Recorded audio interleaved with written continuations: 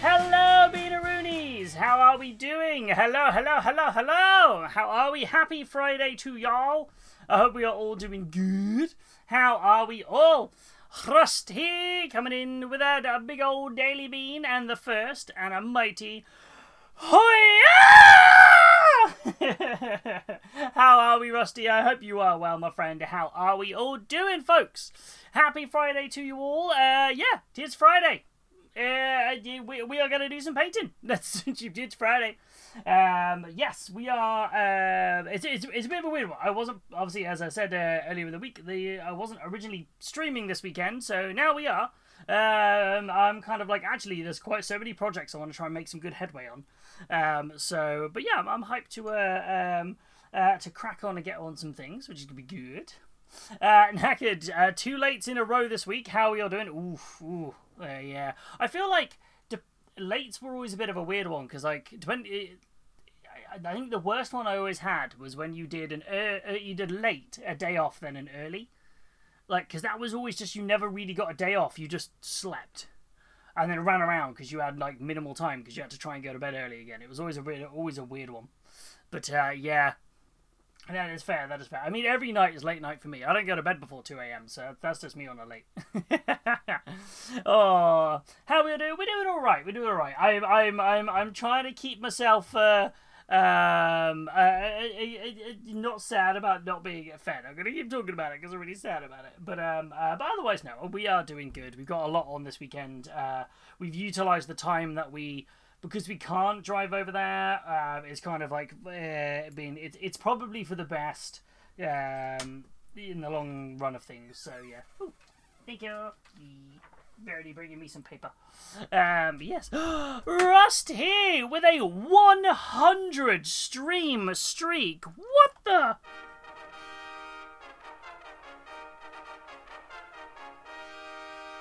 Hot damn! Yeah, boy!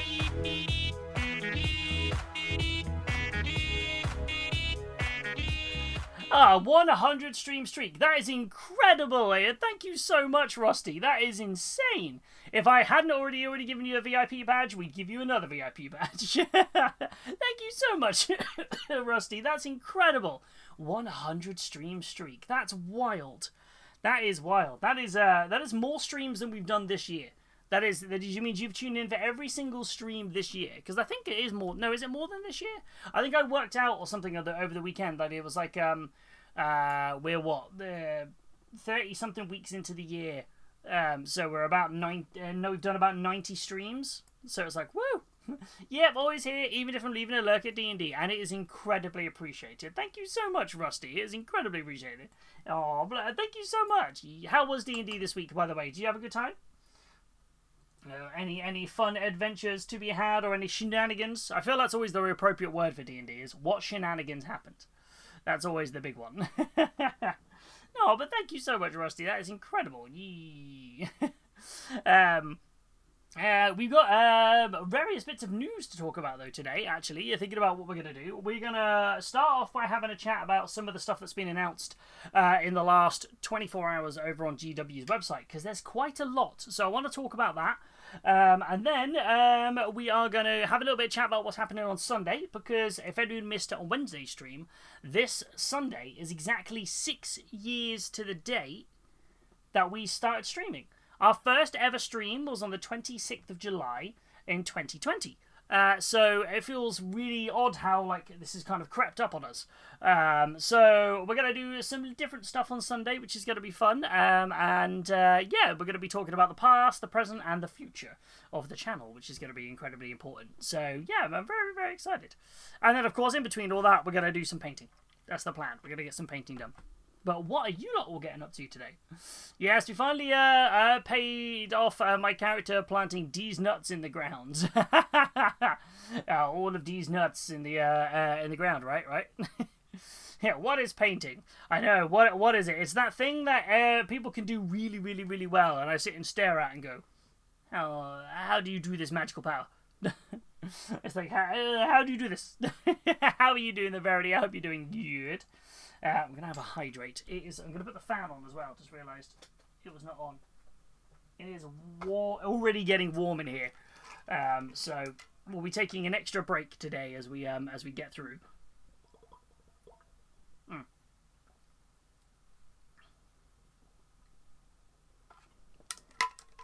Yeah. Oh, let's get that on there. You're not oscillating.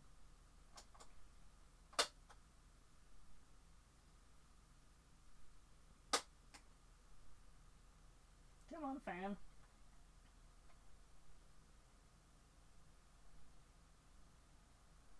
For whatever reason, the fan is not oscillating, and I'm like, oscillate, cool down my feet. But yeah, so let's move these little bits over here. Yeah, so I'm excited to see. 6 years is wild.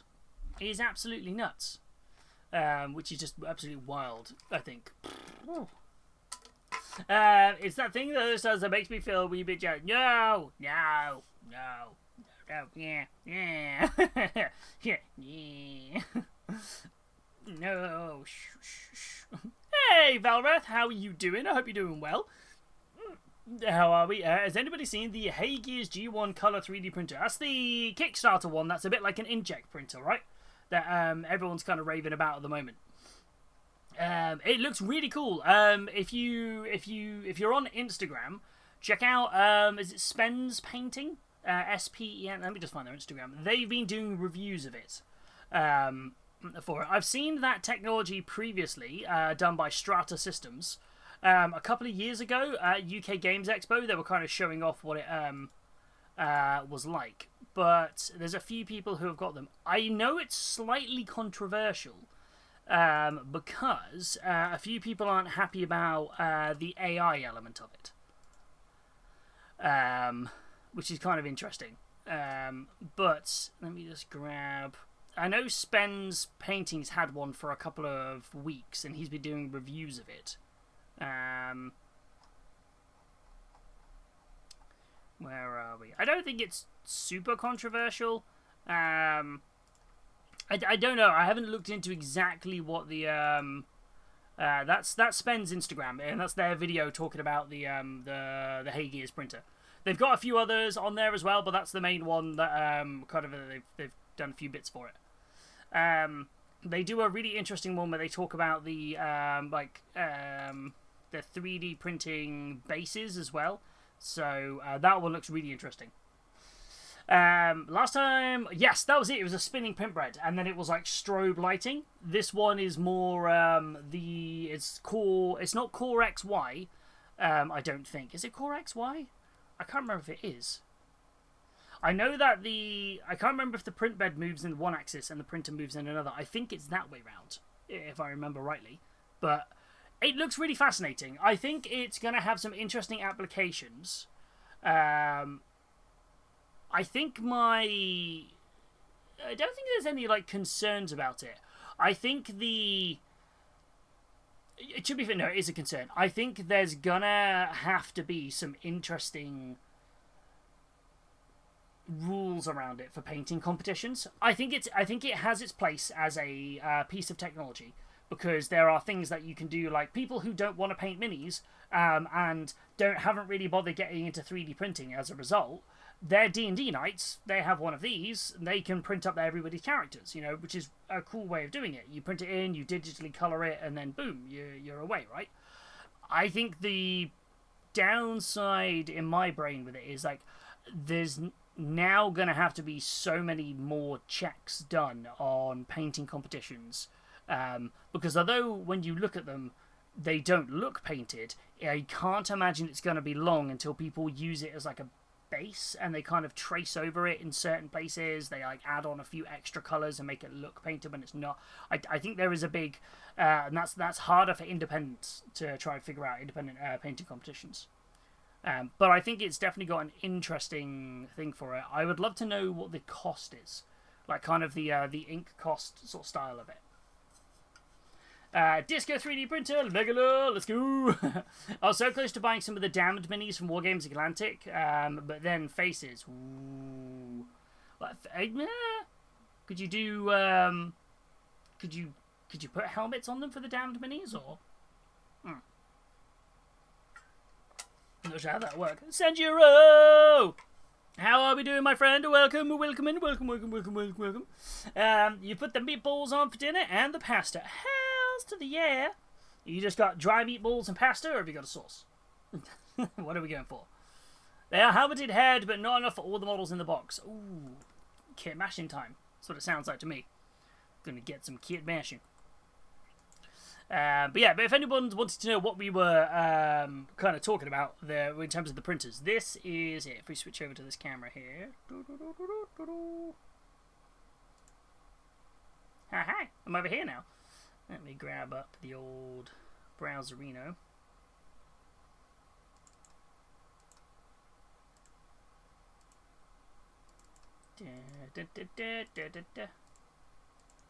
So this is basically the Core XY printer. The full color 3D printer that's been mentioned. A lot of people are talking about this at the moment, which is kind of interesting. But effectively, you can fully 3D print in color, in full color, 10 million colors available, like an inkjet printer sort of style, like in terms of how it works. And this is kind of literally you put it on, push it down onto the base. This is the bit that's got a lot of people a little bit controversial, is the whole scanning something onto the bases. So if you've designed that digital image yourself, this kind of makes sense, or if you've purchased that digital artwork from somewhere, then it also makes sense. I think the downside here you've got is, where does that art come from, as with anything. Same with that, but that's the same with 3D printers generally, but so many image to 3D print that happens currently. And then there's a little bit of controversy around if you take a flat 2D image and you're asking the 3D slicing software to render it, where does that render go? Is it learning generatively? Do you have permission to put somebody else's artwork through there? Because if it's your own artwork, that's your choice to do. But if you've bought a pack of art for digital purposes, where does the line bend on digital? That especially if you're selling this stuff, there's a lot of unknowns from different angles for it. But I think technologically wise, it is phenomenally fantastic. It looks so cool. This new Hey Gears full color 3D printer.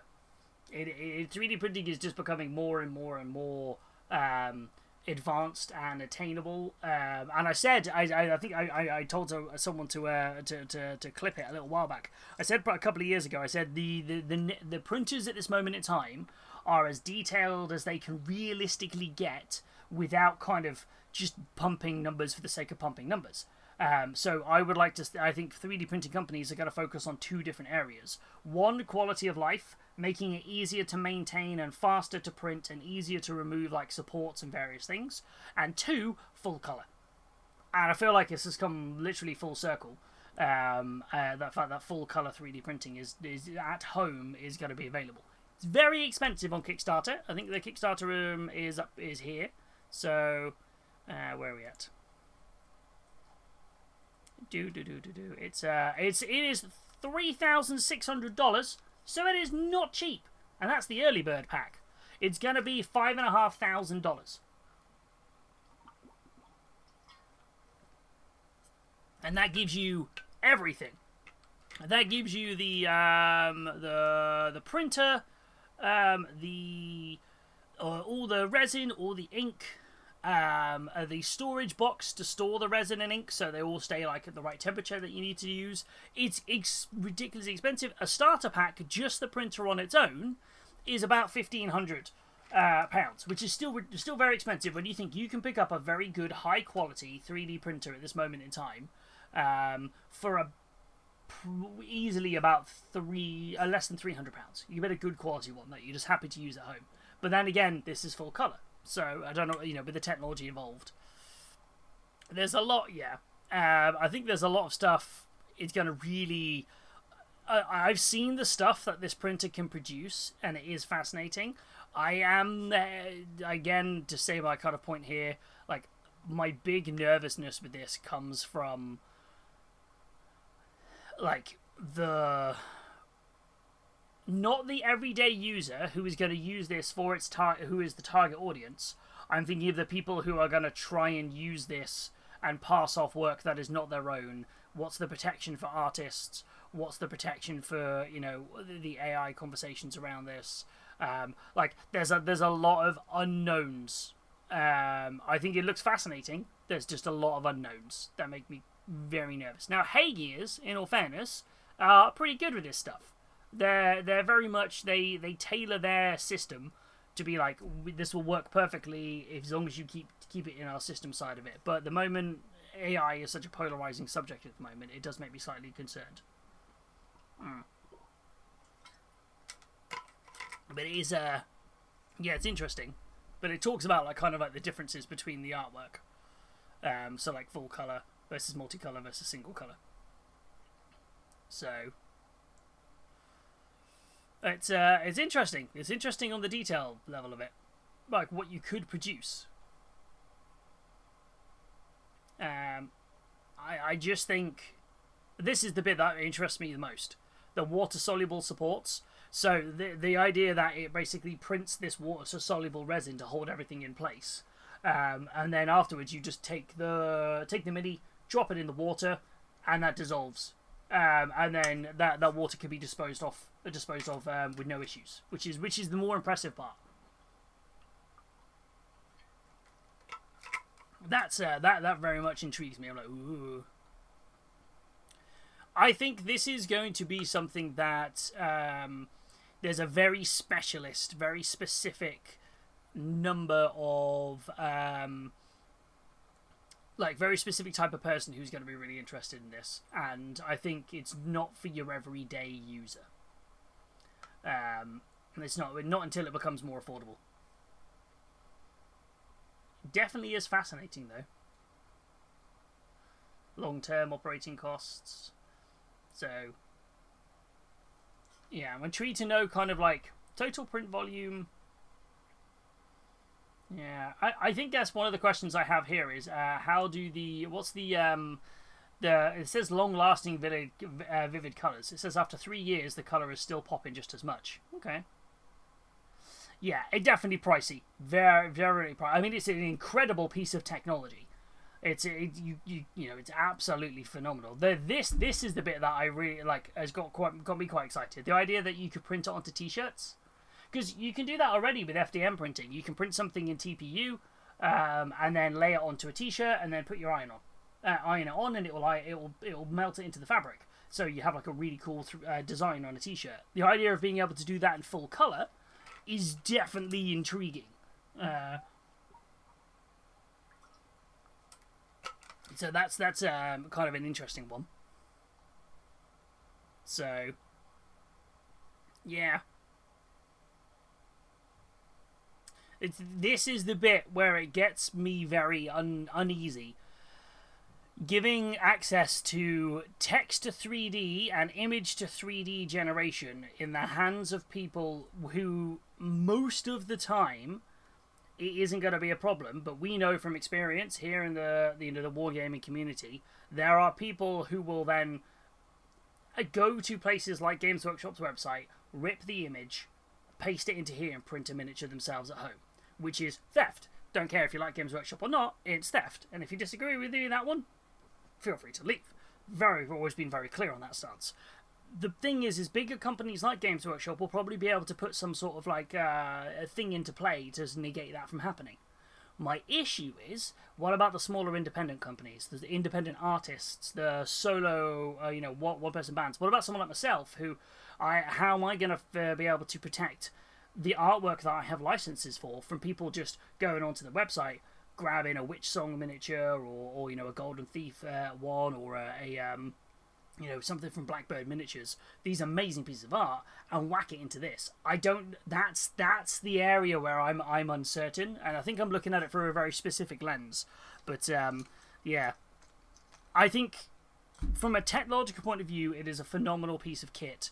The fact that you're going to be able to fully print in full color 3D. Like, for terrain, it makes it amazing. For, people who are really big fans of digital art. So, Valreth, you're the one who mentioned it in chat. And obviously, I know how much you love your digital art. But the idea that you could do loads of digital art creation. So you could, take a 3D sculpt of a of like a character for D&D or something like that. You could paint it in the way that you do and then be able to send it to the printer. I think that is really, really impressive. So, but I think it does make me nervous. So, yeah. Hey, newbie, how are you doing? How are we? Sorry, you came in at a point where we were chatting about the new Hey Gears full color 3D printer. So, yeah, we were just chatting about that. How are you doing, newbie? I hope you're doing well, my friend. Maybe it's just one giant scam, and that's why there's no thought to that part. That's very true. I think there's a level of, especially with Hey Gears, I feel like there's probably a level of, what's the word for it? Trying to think what the actual word for this would be. I don't think Hey Gears are a bad company in any way, shape, or form. I think they're just a company who probably sees the best in people. 15 streak! Thank you, Newbie! I'm super good, super excited for tomorrow. Ooh, is tomorrow your train volunteering? Is that tomorrow? But yeah, there's two parts of my brain. One part of my brain is, man, I really want one because it looks so much fun. Just to be able to do some fun things with it. On the other side of it is, I don't need one. Like, in all transparency, I don't need one. I am not the target audience for this. Like, I don't know. I would like one to play with. I don't know what I would do with one if I had one. Because obviously I've got my printers already, and I get loads out of it. And that's fine. And I probably use my printers the least for me. Like, I use them for the web store, and I have, like, friends and family message me going, oh, this bracket is broken, or this part of my coupler is broken, or this is broken, or that is broken. Could you print me a new one? And I can do that. I find I'm using it more as a utility thing, rather than I tend to use it for anything for me. So I don't think this would be much for me. Yeah. And I think miniature painters, this isn't something for them. This is 3D printers that print in monocolor are a double audience, because there's people who like 3D printing as a hobby. There's creatives who like digitally sculpting, and then there's painters like myself who like, oh cool, I can print minis that I like from other people. Amazing. Printing in color doesn't really bother me. Yes, it's tomorrow. Ooh, I hope you have an amazing time, newbie. My brain is just going hoot hoot hoot hoot. I think they're ambitious with this project. I think they're very ambitious, and I think that's why I was like pointing at Spen's painting, because they've had one for a while, and they were talking about like kind of all the stuff that they're actually showing the output it can do. So they've had like a review piece for a little while. There's a few other creators who've got them as well. And I think the audience for this is aimed at is people with money, the first part, so it's like it's an expensive thing. I think it's aimed at people who have no interest in painting, which is not a bad thing. A lot of people don't have interest in painting. And I think the main audience for this, for the at-home version, which is what this is I would probably say RPG D&D style players. And that's not saying that all D&D players don't like painting. That's not what I'm saying at all. But like, I know plenty of groups in my area who really love D&D, but have no interest in the miniature side of the hobby. But they would love to have cool terrain, and they would love to have color versions of their characters, rather than like a card stock or like a generic. This is kind of similar. I think it's aimed at them, but I don't think those people would be invested enough in the hobby to buy one. So I don't know what the audience is. It's sold, it's selling. Over 1,700 people have backed it. So there's definitely an audience picking it up for it. But I think there's a lot more options here. I think it's yeah, that's kind of it. I feel like I'm rambling over the same points, but it's interesting. It's very interesting. So, very interesting. What does everyone? Well, I'd love to know all of your thoughts. So, yeah, it's just pricey. It's their first ever created Hey Gears Kickstarter, which I find very interesting. because almost everything else they've done is probably self-funding. But this is a safe way to kind of do it. Are people interested in it? Yes or no? If anyone is going to do this, the fact it's Hey Gears, I think it's probably the best people we could ask to do this in terms of Hey Gears are... If you ever wanted a plug-and-print resin printer, I would point you to 100% to a Hey Gears printer. If you don't care about... If you're happy to use Hey Gears resin, you slot it in, it perfectly works out exactly what it needs to do with all the settings. You press a button, you walk away, you come back to a miniature. Hey Gears is the one for it. If you're if something like an Elegoo, I love Elegoo printers. We have an affiliate link for Elegoo. I love them. And that they do require a little bit more nuance to it in terms of the fact that if you're using just Elegoo resin, then the presets work. But most of the time, you're probably going to look at some other resins and tinker with different things, and it's a little bit more tinkerable. Whereas the Hey Gears one is very much like it's designed to plug and play, and it works with Hey Gears stuff fantastically. You can use other stuff with it, but most people, like Maggots is a good example. Maggots is a great Hey Gears printer. They just stick with the wall. They love it. They just love the fact the simplicity of it. And if there's ever a problem, their customer service is always phenomenal. So, anyway, that's my random chin wag there. But yeah, let me know what you all think of that one. I'm very, very intrigued by it. Very, very intrigued. But one thing I do want to talk about today, we're going to keep the chatting going, because I want to talk about a couple of things that Games Workshop have announced. And one of the big things to talk about is Warhammer Plus. Oh, wait, what have I missed here? Wait, one of my friend's cats knocked her 3D printer off the table. Wait, what? How did they knock the cat off? How did I also not see that message come up? That's so bizarre. Sorry, Rusty. What we got here? One of my friend's cats knocked her 3D printer off the table on Monday. To quote Atlanteans from Star Wars, "No fix, it's broken." What? 3D printers are hefty. How did they knock that off? How big is the cat? I'm with Mannerings for this one. Hey, Mannerings, was that cat a lion? Sounds like I should have gone with Hey Gears. We got the Elegoo. Elegoo is great. It's probably like the next ones down. I think Hey Gears they're designed very specifically to be like, it just plug and works. Whereas an Elegoo, there's sometimes teething issues. Like with an Elegoo, you've got to kind of do the recalibration every like couple of prints just to make sure it's all still fine. Like Elegoo are a very good printer. I use them myself. I've been with them since the Mars all the way up now to the Ultra 4 Saturn. So I love them. Absolutely love them. But I think Hey Gears is a bit of a different beast. It's a bit like comparing most 3D printers to Bamboo. Bamboo works because it just works. With Bamboo filament, it just plug in and you can play and it's great. However, if you're the sort of person who likes to tinker, who wants to kind of go, oh, I want to try this brand of filament, or I want to try this, you can use it, but it's probably not going to be as good as what it is with its own brand stuff, if that makes any sense. That's what the comparison I would say is.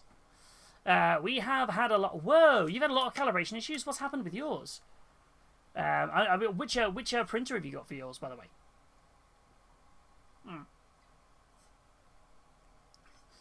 By all accounts, he was having his annual zoomies, went hammering into the hobby room as she was cleaning it out and knocked it off. Blimey, resin or FDM printer. That's wild. That's yeah, that's a bit wild. So that must be a bit of a chonker. Just to be like, ooh, bump, and knocking it straight over. Yeah, must be a hefty thing. Yeah, I didn't realize you were having a lot of calibration issues with your printer Mannerings. Well, I'd love to know if there's anything I can do to help. Feel free to if you've sorted it already, no worries. But yeah, the Saturn 16K Ultra with their ABS like resin. Ah, okay. What is the so, and when you say calibration issues, what's the... Normally that boils down to three things. In my experience, for this one, the first one is, are you printing the supports but not the model? Is it not printing anything? Or is it shifting mid-print? They're normally the three most common calibration issues. where basically like it's is the model like falling off the build plate, sort of style of thing. That's what I mean by shifted. Is it shifted and then either it's got like it should be straight, but then it's actually got a weird blip like that, or is it more of a it's just it got halfway through the print and then all of a sudden it fell off the build plate. Anything I can do to help, always happy to offer any advice that I've had from my years of tinkering with my 3D printers. You know, it's one of those things. It's anything I can do to help, let me know. I think she said FDM, yes, but he is indeed a beefy boy. Trust me when I tell you that when Titan jumps in your lap, you know he jumped in your lap. I love that, like Titan. It's like, I will make myself known. So yeah, But yeah, I definitely, at the start of my 3D printing resin journey, I had a ruckload of issues to the point where I was adamant my printer was broken.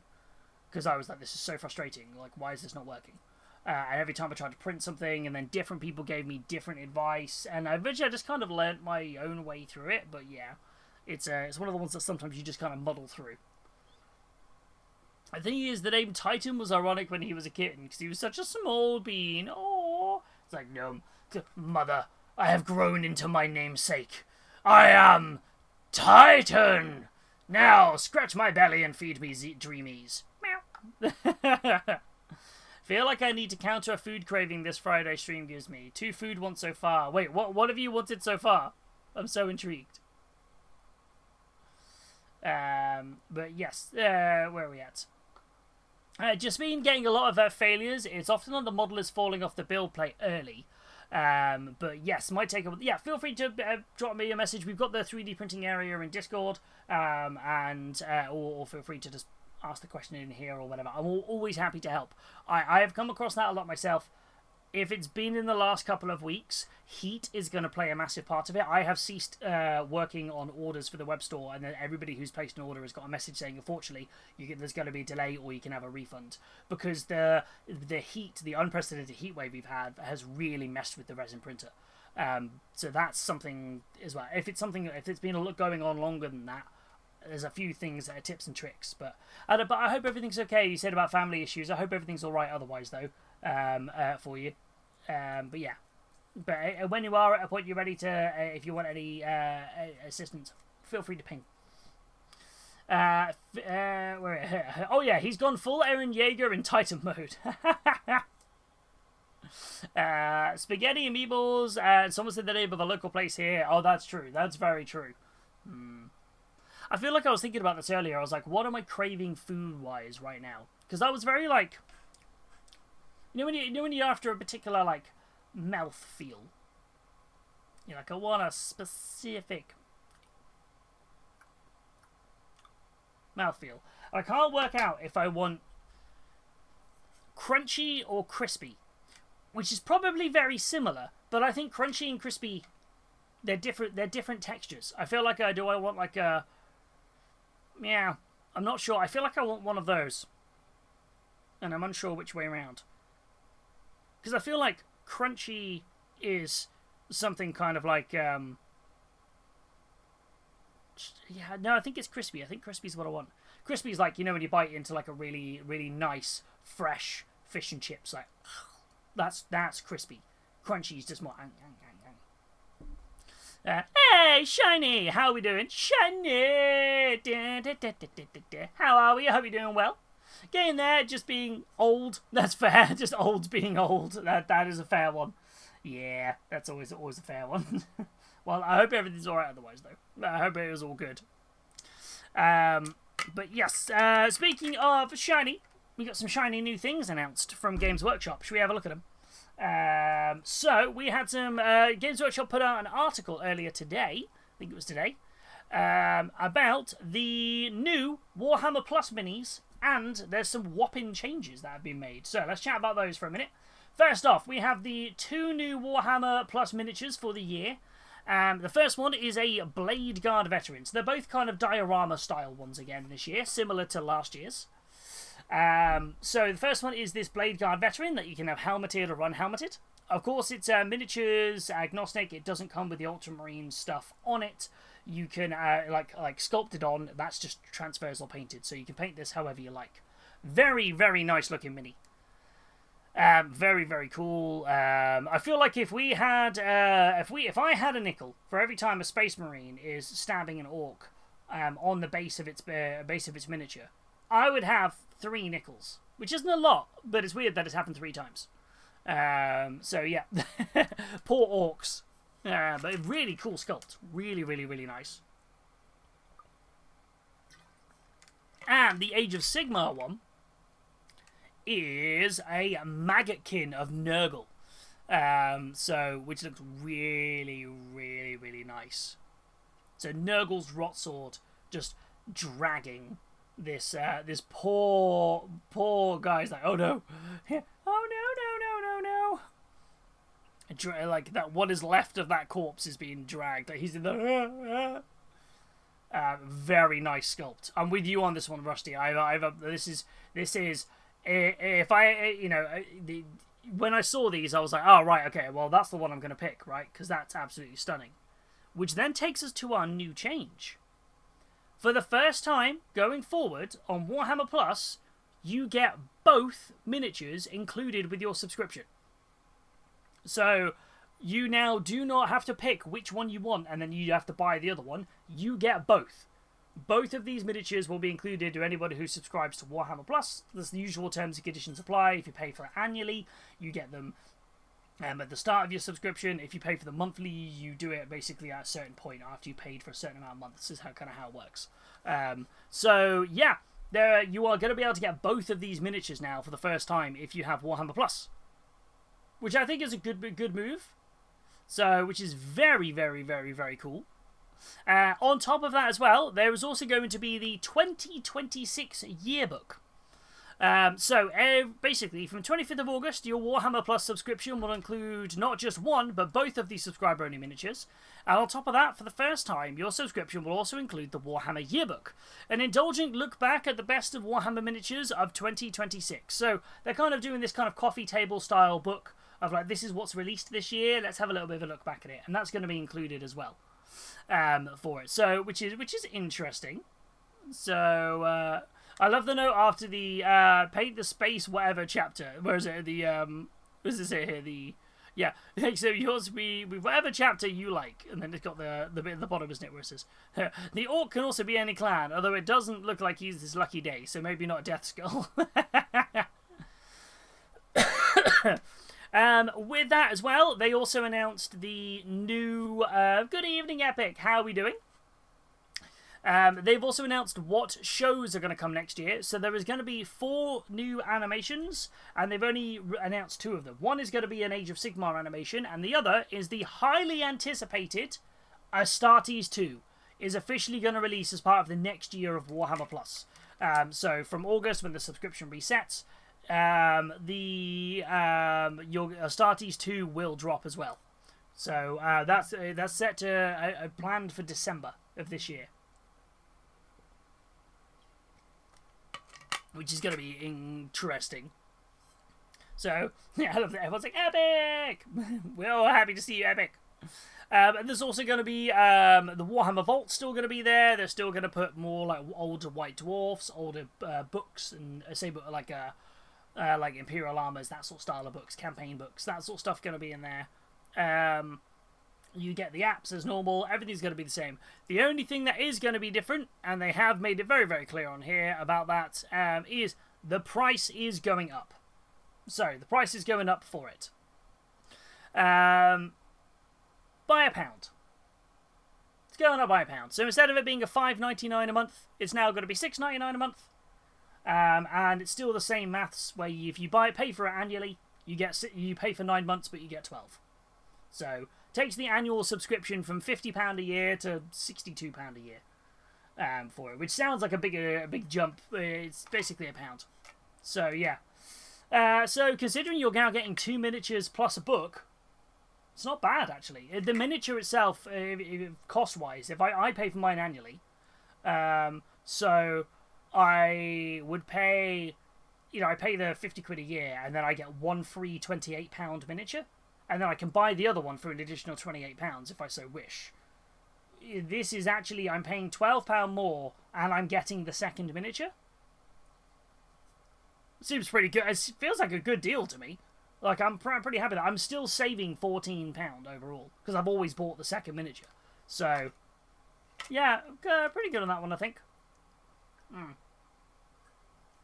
Headache! Why is it so hot? I know I like it, right? Right, it's so hot. So I've nearly finished this water already, and I've only been streaming 45 minutes.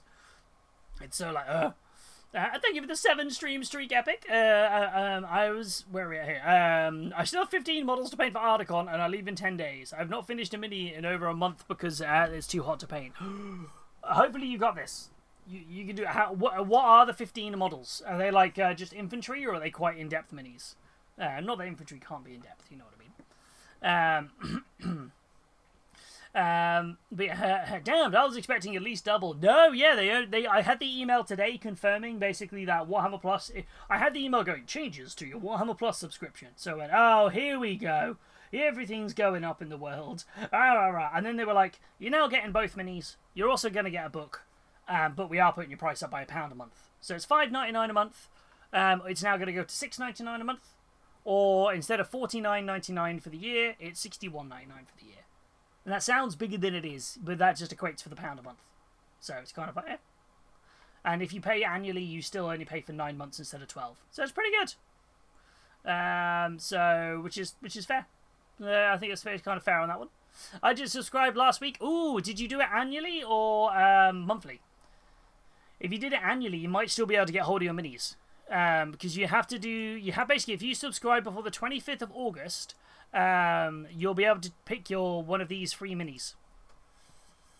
So if you've subscribed now, you should be able to still get one of those, which is going to be really cool. I would ask which one you got, but I'm gonna guess you went for the Eldar, because most people have gone for the Eldar. But then you might surprise me. You might have gone for the Flesh Eater Corps, sorcerer thing. I'm intrigued to know which one you went for. The only thing I'm not wild about for the Vault is they don't include the old rules in the books, just the lore. Yeah, I think that's kind of with the Vault. There's mainly... It's like old White Dwarfs. If there was rules in an old White Dwarf, they include those, I think. But I don't think they include... where are we at? Where are we at? Where's my Warhammer Plus app gone?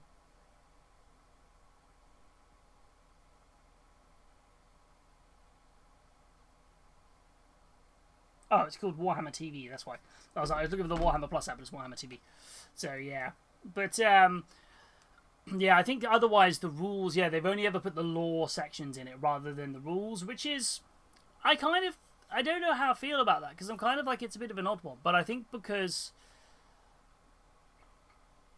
I suppose those rules they're not playable anymore, so it would be almost, there's no point putting them on there, but I think there's definitely a subsect of people who would like to have the older rules because they could revisit an older set. So I can see both sides of it. Where are we at? So the minis I need to do are 12 Warriors of Rohan and Captain Olwyn on foot and mounted. I don't actually need the mounted Olwyn, so I can save some time by ignoring that. That's alright then. But when I was hoping to get the plastic captain and banner bearer built and painted to replace the older metals. Ooh, yeah, I feel like that's... it is definitely... Yeah, the heat has just made it almost unbearable, isn't it? It's been one of those... Like we obviously, in the heat wave, there was times where we didn't stream because it was just too hot in here, or if we did stream, we just played games just because it was too hot to paint. I fully see that. Fully get that. You went for the Eldar? Yeah, I've mine's here. I got mine last week. Eldar! Ooh. I will do something with it at some point. I'm not sure how I'm going to paint it. Because it's such a stunning mini. I don't know how I'm going to do with it. I think I have a rough idea of which craft world I want to do, but I'm still on the fence with it.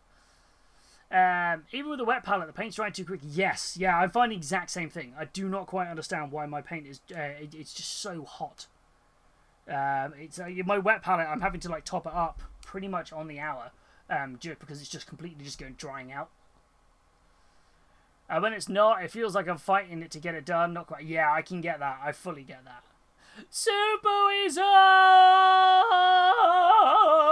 coming on in with a 62-month sub. Thank you so much, my friend. I am returned from my pilgrimage. How are you, buddy? I hope you're doing good. Did you have a good time? I hope you're doing well. How are we? Oh.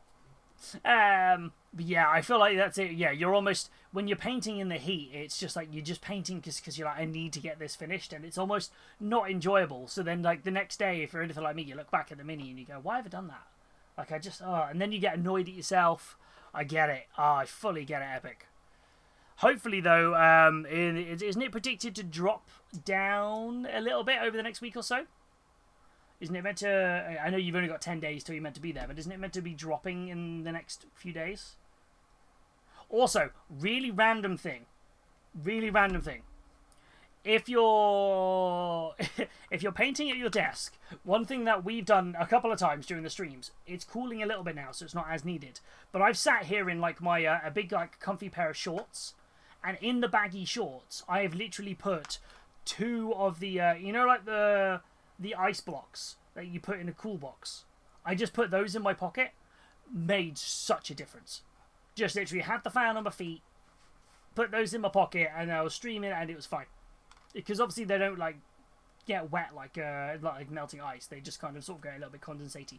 But it was super cool. I was like, that made a lot of difference. That helped me get through.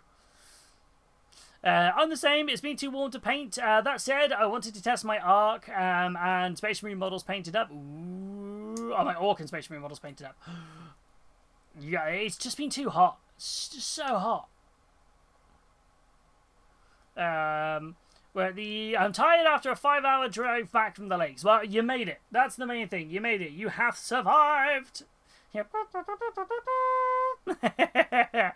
Oh, another news, I killed Smaug with Build. I saw the post in the Discord, and that is, I have to know the story of how that ended up happening. Like, how did Bill the Pony kill Smaug? I need to know what happened here. Shouldn't you use peas? I mean, the peas would kind of help, I suppose. The downside is as they defrost, you then stuck with defrosted peas.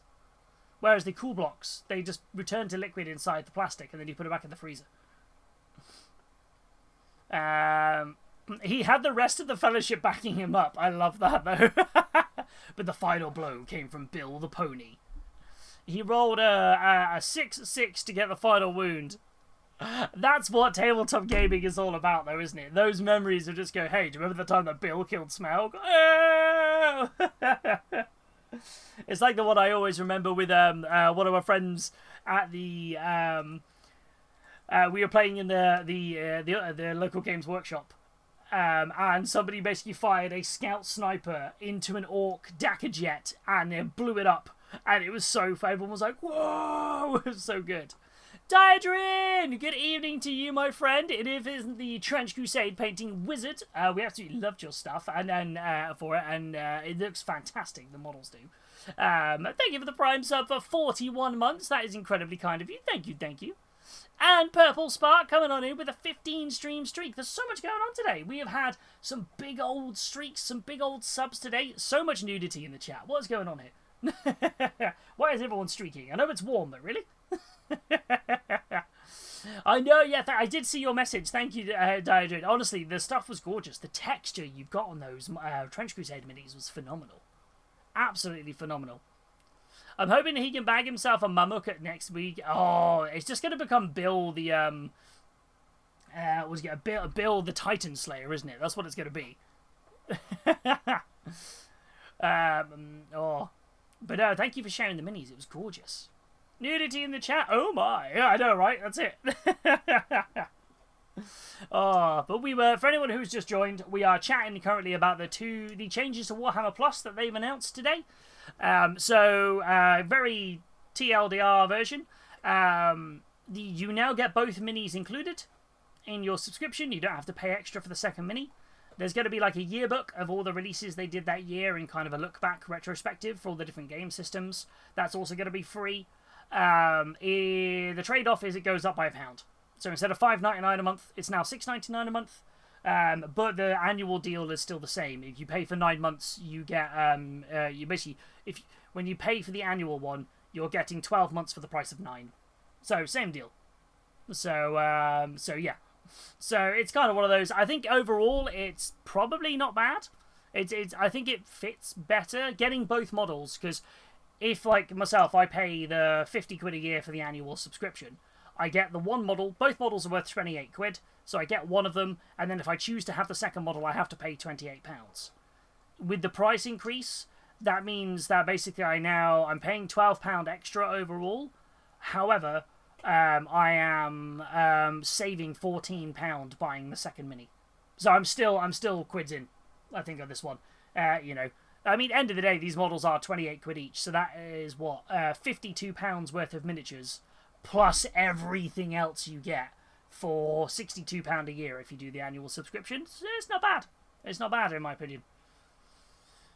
Yeah, the increase of the price of the sub, that's it. Yeah, they went up by £1, and I think like giving both the minis is the good trade-off there. You get both minis, you get this nice yearbook. They did also announce that Astartes 2 is officially dropping in the new year as well. Say, the new year of Warhammer Plus, which means it drops in December of this year. So there's a lot of people going to be hyped about that. Yeah, what if the Fellowship had in fact taken Bill the Pony into the Mines of Moria? Oh, that Balrog would have been toast. Absolutely toast. Balrog, gone. Absolutely gone. And when also, as well as that, when Boromir tried to then take the ring from Frodo, Bill the Pony would have just been like, absolutely not, and beaten up Boromir. Then he would have soloed all of the Uruks at the ambush at Amon Hen. Bill would have nailed it.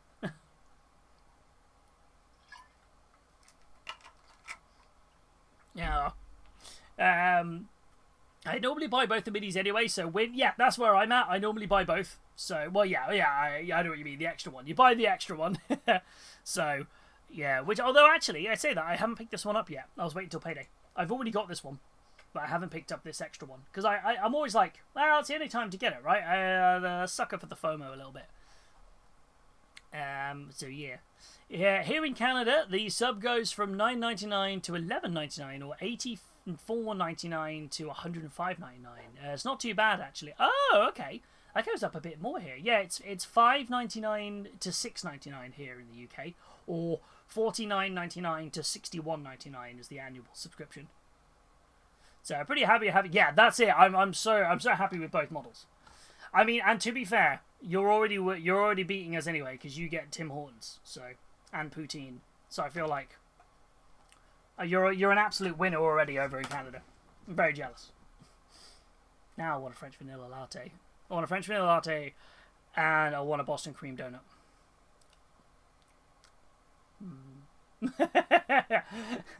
I'm like, the nearest Tim Hortons to us is probably the one in Birmingham, and that recently just got a 1 on its food hygiene score. So, I don't know if it's the same for everybody else, but for here in the UK, restaurants and places that serve food have to be scored on a rating of 1 to 5 for food hygiene. 1 being you need serious improvement, and a 5 is like basically you're doing everything right. All your logs are correct, everything's good. The closest Tim Hortons to us is the one in the centre of Birmingham, and that one basically has just got given a 1 score. And it's all public knowledge, so it's like, oh, it's a bad time. Oh, Timbits. Timbits are so good. I like me Timbits. I always look at it and I'm like, who buys 10 Timbits? Like, you've got to buy them a minimum 20, right? Because the 10 is not enough. A 1 means you don't go to the store. That's exactly it. Yeah, a 1 means basically, we don't go there. I wonder if they still have it, actually. Have they still got the 1? I'm going to check.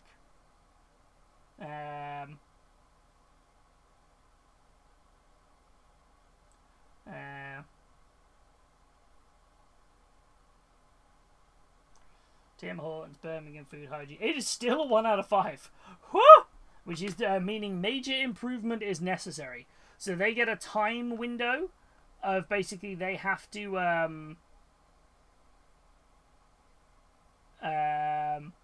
which means that they have to make the improvements. So it's like, whoo!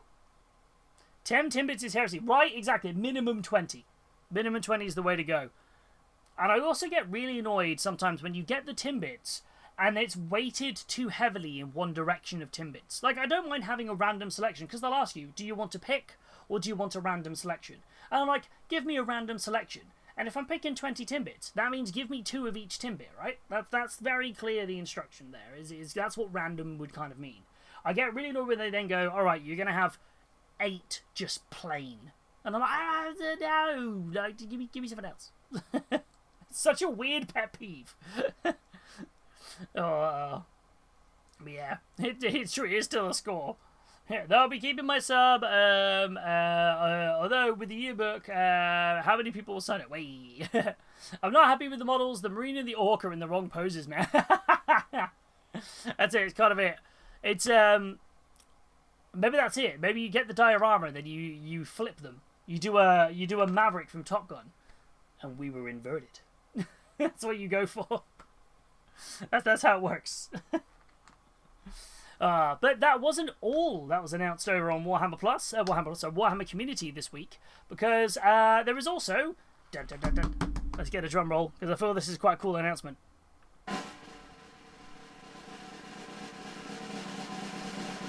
Very quiet. Skaven made to order! They are doing classic Skaven miniatures are returning on a made to order. Which is going to be really cool. Which is going to be very, very cool. So you get a load of classic Skaven coming back in kind of plastic and metal. I think they're mainly metal. So I do love a little bit of the classic Skaven. They are adorable, right? Absolutely awesome. I'm very excited to pick up some of these. Like the classic Deathmaster is really nice. So it's like, ooh. It's very, very cool. There is a Tim Hortons closer than the one in the centre of Birmingham. I feel like I need you to message me where that is, like, so it doesn't accidentally dox us. I want to know where. I want to know which one's closer. Is this like a technicality by like a mile, or is it like actually it's accessible from here? There's so many on here. So you've got the new Skaven is the classic sniper there. Let me have a look. We'll go through. I haven't looked. I just saw that they have done them. The way it is. Fair enough. I'm with you now. We need one here. We need a Tim Hortons here. Where's the classic sniper? Ooh, what's that guy? Is that the old Vermin Lord? Oh, that's cool. Yeah, the old Vermin Lords. I've never seen this one. That's really cool. I've never seen that Vermin Lord before. It's very, very cool. Order Tim's on Uber Eats. Oh, man. That's just making me jealous that you can order Timbits on Uber Eats. Ah. Yeah, I'm just like, what? Doesn't look... So what do we got here? Let me read through the descriptions of what we have. So, we have... Ikit Claw, of Clan Scryer, Throt the Unclean, Lord Skrulk of Clan Pestilence, Queek Headtaker for Clan Verminus, and Deathmaster Snitch for the Clan Eshin. So that's one character for every one of the clans. Then we have, you can also pick up the most cowardly and conniving member of the race, a race known for their pusillanimous ways. It's a weird... Okay. Trench Craventail, alongside the revolting Plague Lord Nurglich and notorious Packmaster Squeeg Gnawtooth and the shockingly deadly Warlord Spinetail.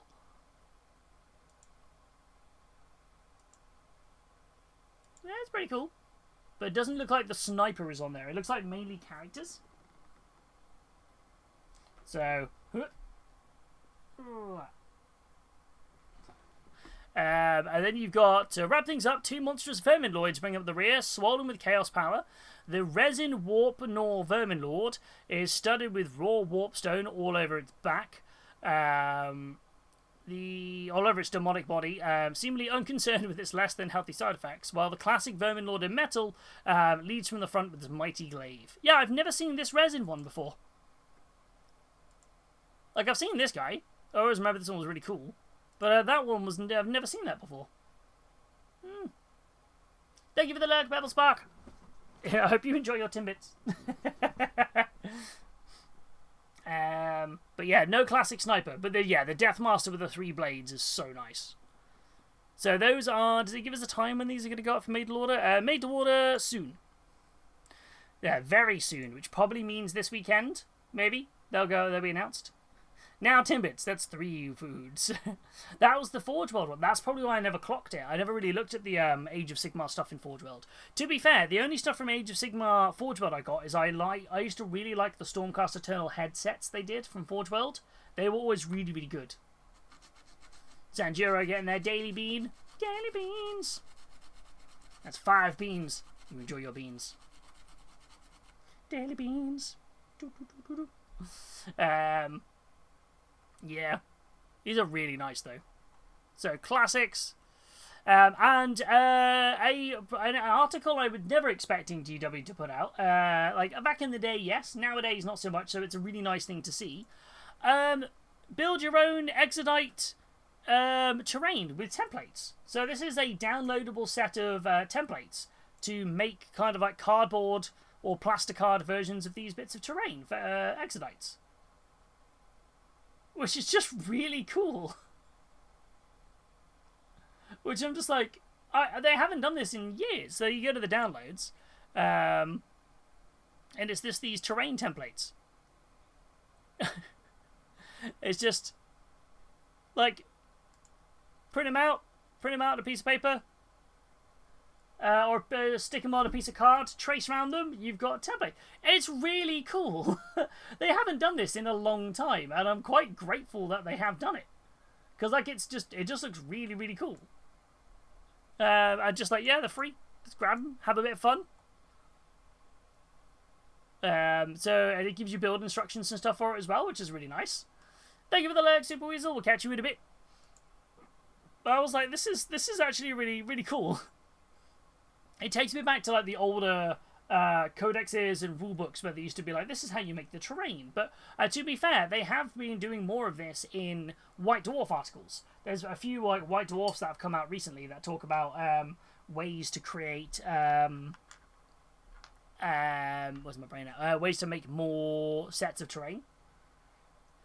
Like scratch building stuff, which is really, really nice. So I was quite. This is a really nice thing to see. I was like, ooh, and they look great. To be fair, bring it back. They look really cool. Just what do they advise? Yeah, constructions out of card. Yeah. So you just make them out of card, give them a quick, like, yeah. I don't know. This is just really cool. I thought this was a really nice thing to shout out about because I thought it was really cool to see. So I was like, yeah. Which just looks really, really nice. But yeah, there we go. That was everything from there. Because of how hot it is today, I did say I was going to take a bonus break today. So I am going to throw up the BRB screen just for a moment, just because I am out of water. So I need to go get some more water. Use this opportunity to stay hydrated and grab yourself a little snacky as well, a little bit. We're going to be back in a moment. I'm just going to go fill up my water, grab a cup of coffee, come straight back. So yeah, we'll BRB and we will see you in a second. Stay hydrated, everybody. Be hydrated. Watching you. Always watching, Wazowski.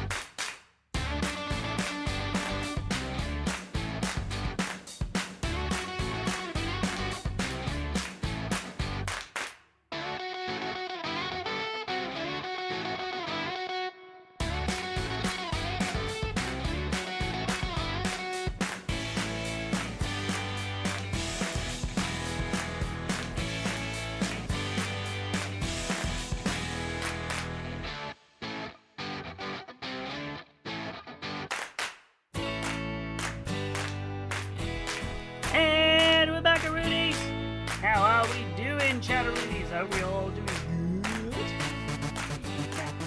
Back. How are we doing? I hope we are all doing good. How are we? Let's put that back to the painting. But yeah, how are we, everybody? I hope we're all doing well. How are we doing? I hope you all got yourselves a snack, a drink. I got myself a cup of coffee, topped up my water, and I got myself some Jaffa Cake digestives. If you guys haven't seen these are great. These Jaffa Cake digestives are really, really good.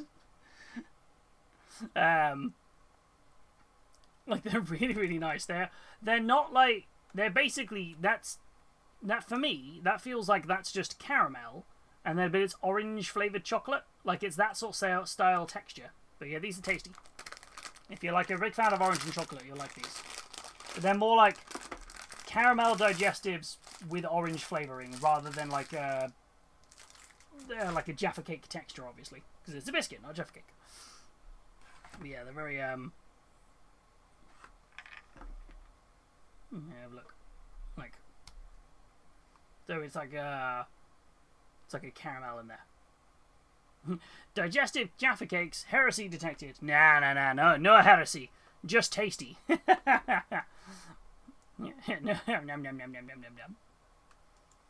I got a water top up and a bag of my mini fries Turkish delight. The oldest chocolatier, isn't it? The oldest chocolate bar in the world. Fries were the people who made the first ever chocolate bar or something, or like they had something weird. What was it? Oh no.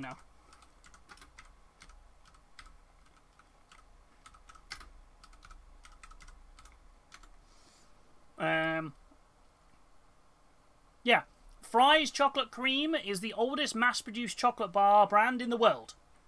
Launched in 1866. They also created the first solid eating chocolate bar in 1847. And the first chocolate-covered cream sticks in 1853. Hells yes. I do have a top-up, but a cheeky wee IPA. It is the weekend, of course. Why not, eh?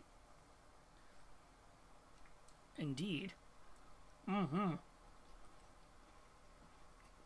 It's the weekend. Definitely the time to have a cheeky little something, isn't it? Yum.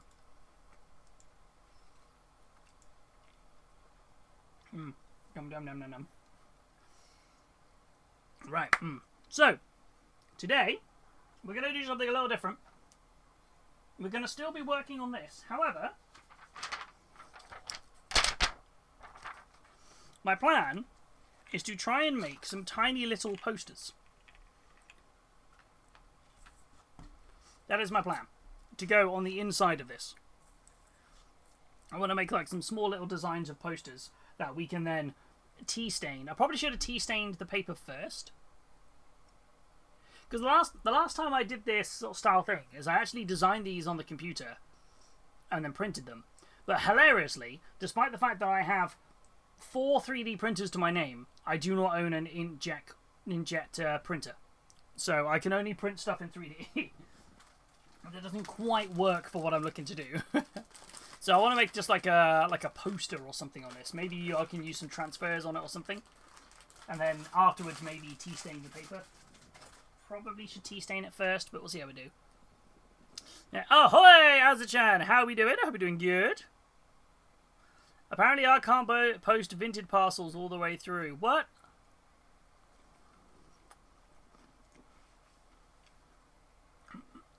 You can't that you can't post them through 3D printed labels.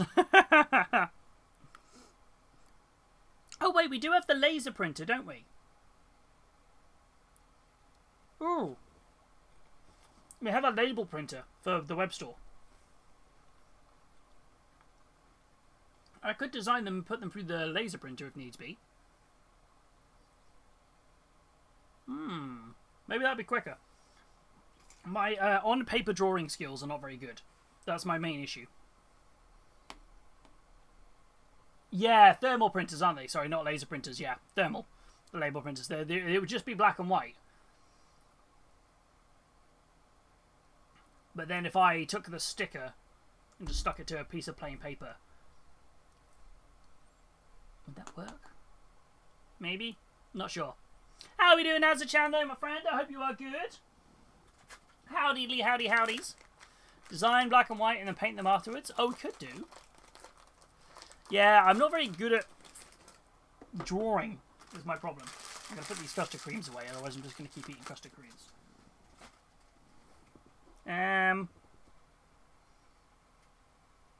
Yeah, I feel like little posters on here, just like a little bit of breathing a little bit of life.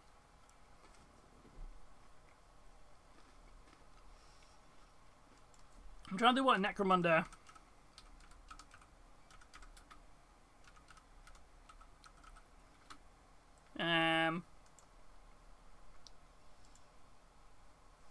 What would it look like?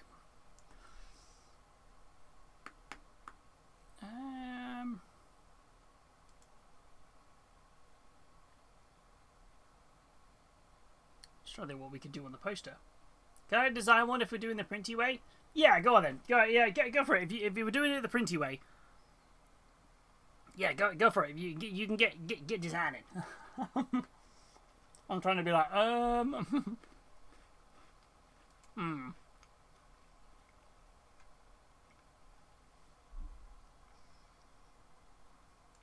Yeah, I'm trying to think what the way around this would be.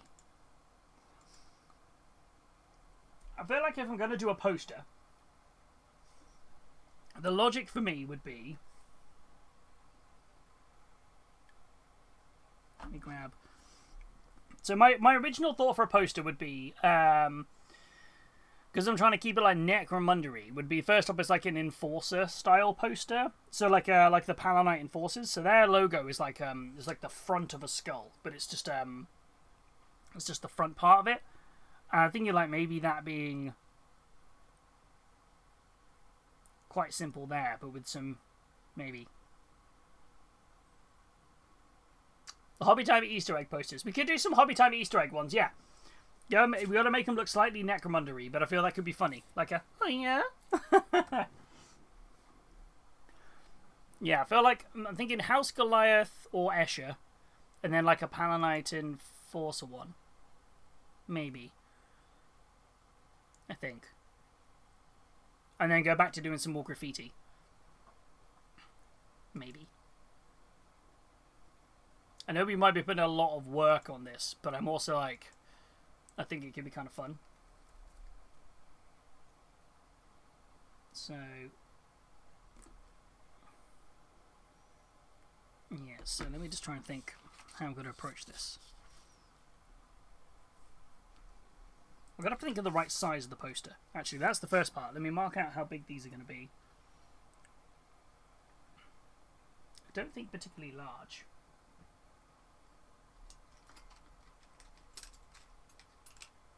But what is everybody else getting up to this evening anyway? What are we all doing?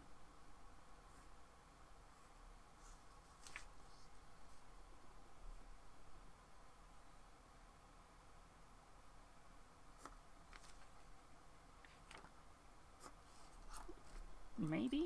I mean, that looks a bit too square.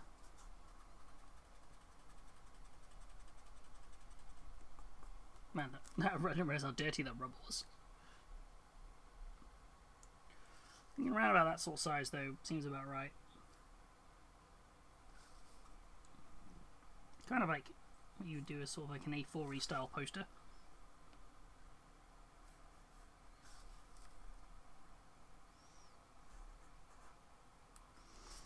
Something along those lines, I think. Fixing Aragorn after I knocked him over with a table last night. Wait, what? Did you... What happened? What?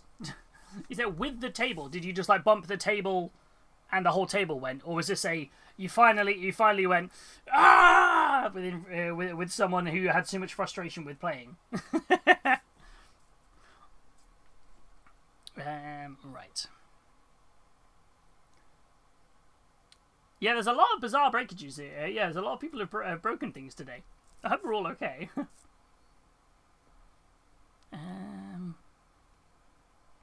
So kind of like...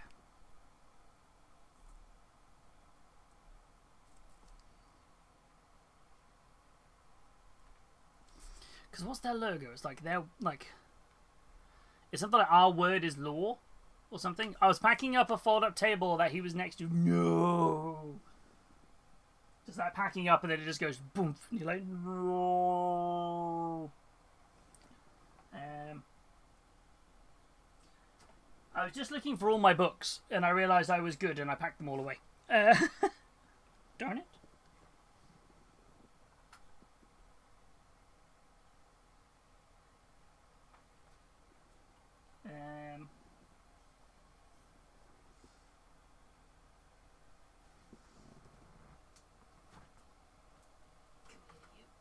It would be the book right at the bottom, wouldn't it?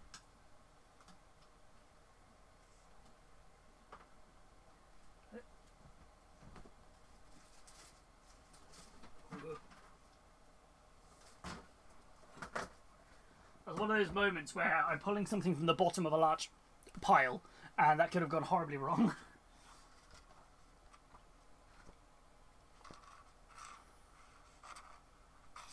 So I'm just looking through the Bastions of Law book. Give me some inspiration.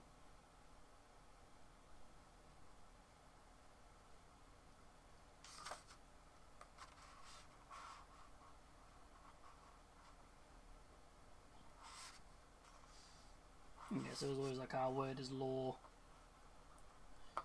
Enforcer, word is law.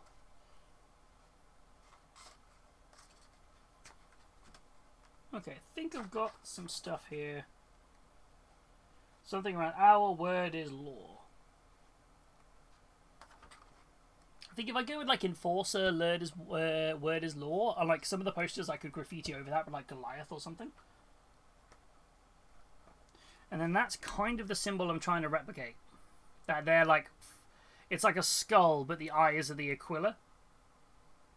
It's kind of a weird logo. That's what I want to try and figure out how I'm going to figure out how to draw that.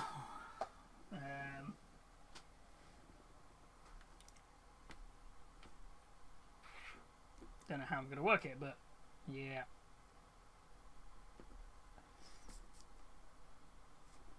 So let's go with.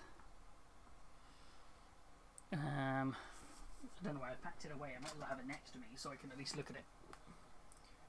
Gene Stealer cult propaganda. Ooh, that's always not another bad shout as well. Considering there's a Gene Stealer cult up there. Not a Gene Stealer cult, just a male strain Gene Stealer. I stand by it. They need to bring back the cool terrain decals. That would make a lot of sense. I think that would make a lot of sense. Right, before I draw into one of these, oh no, let's just dive in. That's what the whole purpose of this thing has been. So, right, so I've got to pick the right. So I'm just going to do some proper sketch work on this.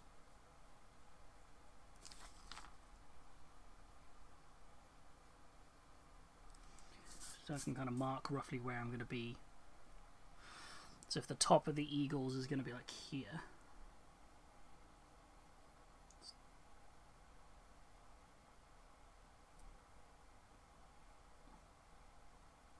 I think it's something like that style.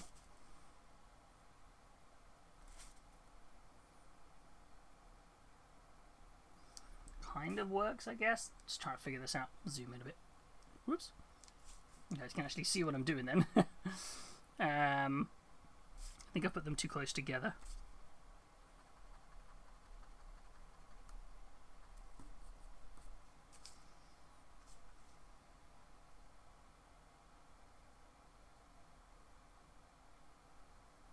That's too high. This is why I'm not great at drawing. Hey Luna, how are you doing? I hope you're doing well. Has there ever been a Warhammer story on the first potential Gene Stealer cult in the Empire of Man?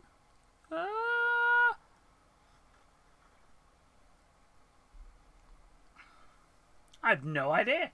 If I'm perfectly honest, I have no idea. That'd be a fun story. Yeah, the first kind of encounter with Gene Stealers. How did that go down? Yeah, I don't know if they've ever done one though. There's probably one somewhere. Someone's probably more well versed in it than I am, in terms of Gene Stealer lore.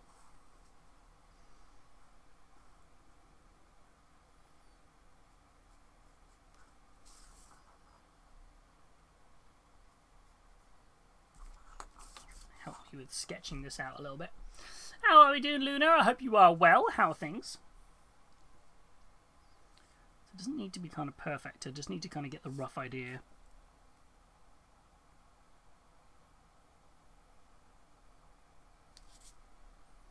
So it's kind of like a V, and then there's a weird bit that goes back on it. It's weird. They're almost like they're different shapes. I'm trying to draw here. Painted one of my Croxagores that I got from the Spearhead mag. Ooh, nice. They're such nice sculpts. That's very, very cool. They're really nice sculpts. It's kind of like...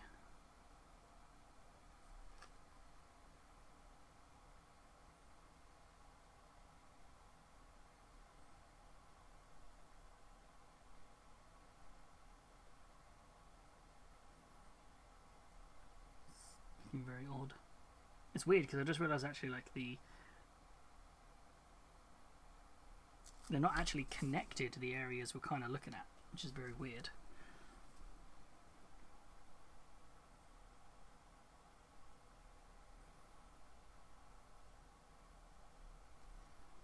It's kind of the Aquilary side we're looking at.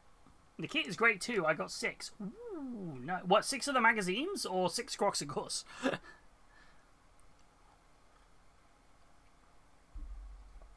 I'm just thinking, actually, I do have boxes of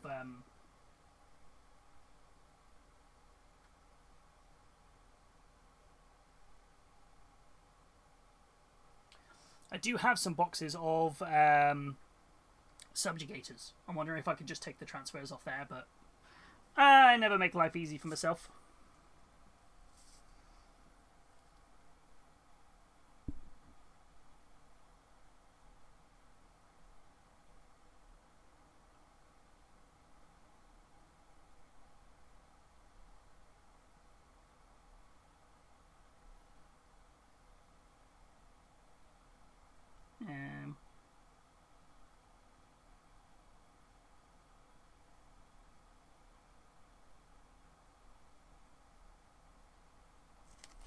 Kind of messed that up already, but there we go. We're kind of making it work, right?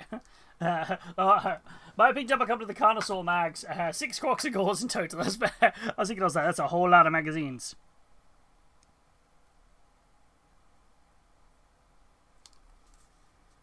And it's like the weird kind of like flick of the skull part of it.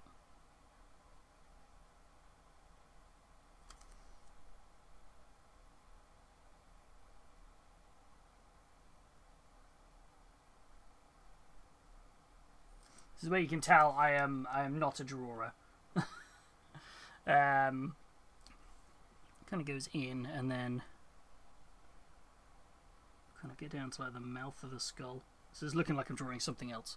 Let me put the... What is the nose? The nose looks like a Star Trek symbol. Like a communicator. Like a badge.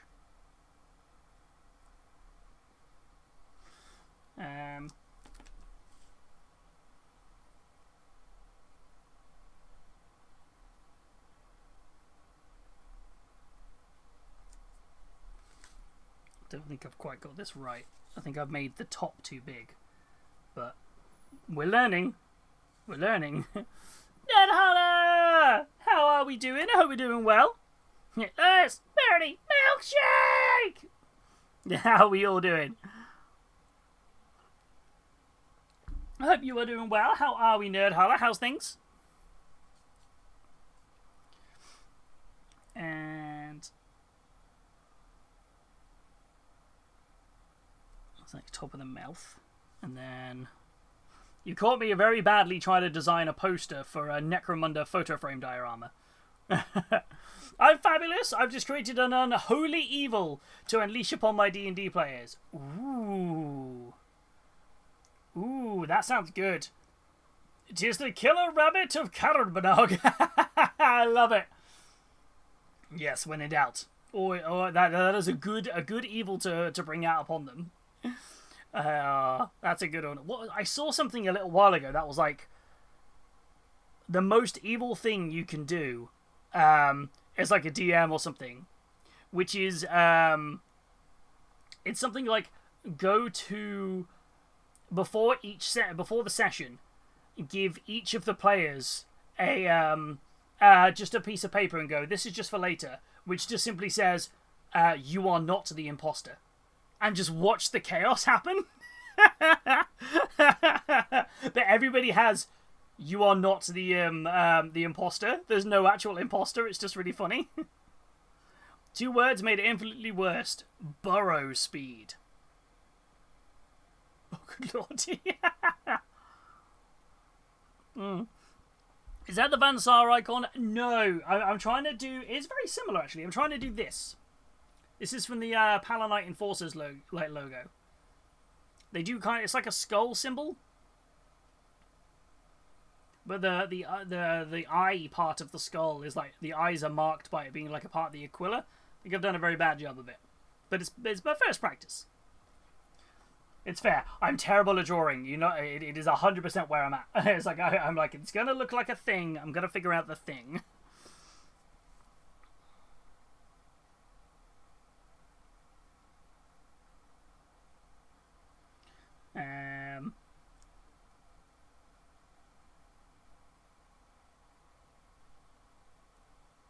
This is like a cross, almost. With a little bit down here. It's like a reversed sort of T-shape.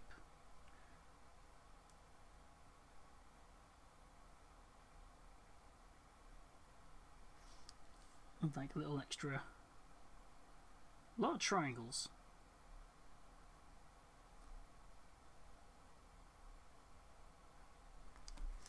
Something like that, kind of. I think the top is too tall. I think that's the problem I've got here. This is not a great looking symbol. This is not looking great.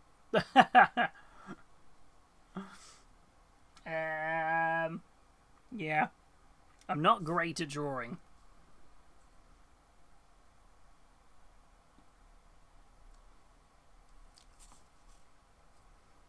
Let me just take off the end of this rubber is very dirty, so I'm just going to try and take off the end of it.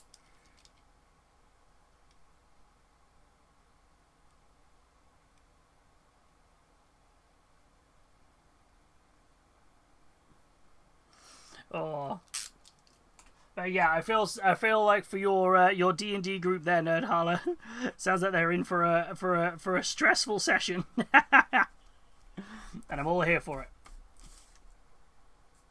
That does not look. Corporate wants you to find the difference between these 2 photos.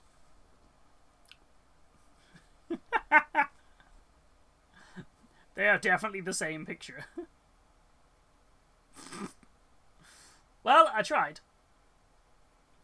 Maybe I tried too hard. Yeah, I feel like I've tried too hard. It's gonna be a titan for the whole server to try and defeat. I love that. I'm having a great time designing posters. Hobby Time Easter eggs and Canva are easier. Yeah, I feel like you got the easy one there. As in, like, it's definitely a skill that you're very good at doing. I'm like,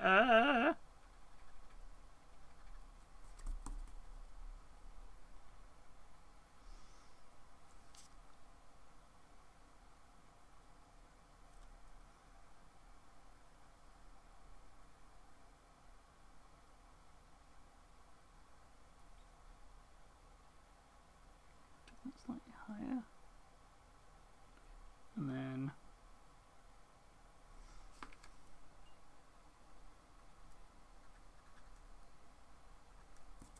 trying to figure out how to fix this.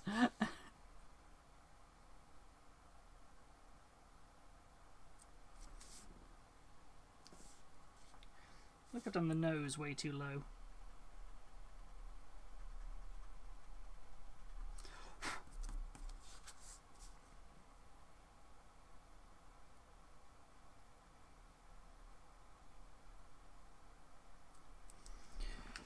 Feel like I need to try and start again a little bit. The top bit, I think I've made the top too big, and that's where a lot of the confusion's coming in. And I really don't like this weird squealy bits at the bottom.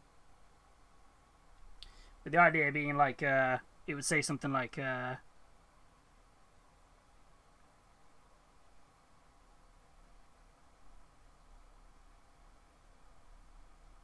like Enforcer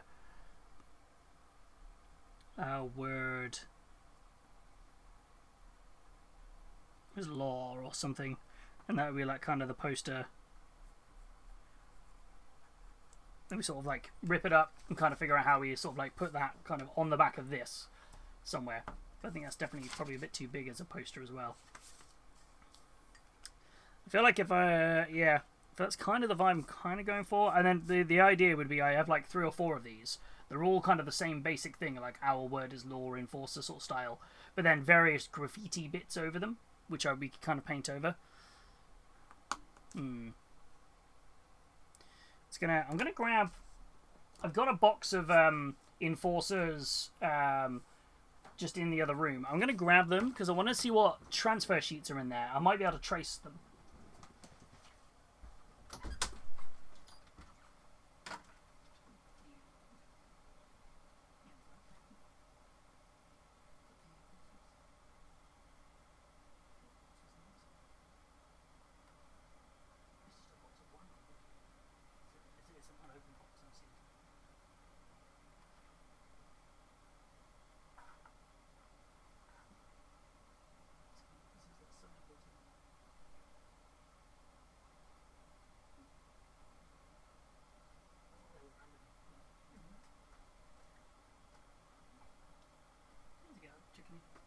Wait, I couldn't find them. Give me a second.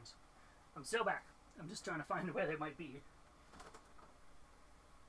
I thought they were in the other room, but I feel I have not put them out in the other room, as I nearly fell over.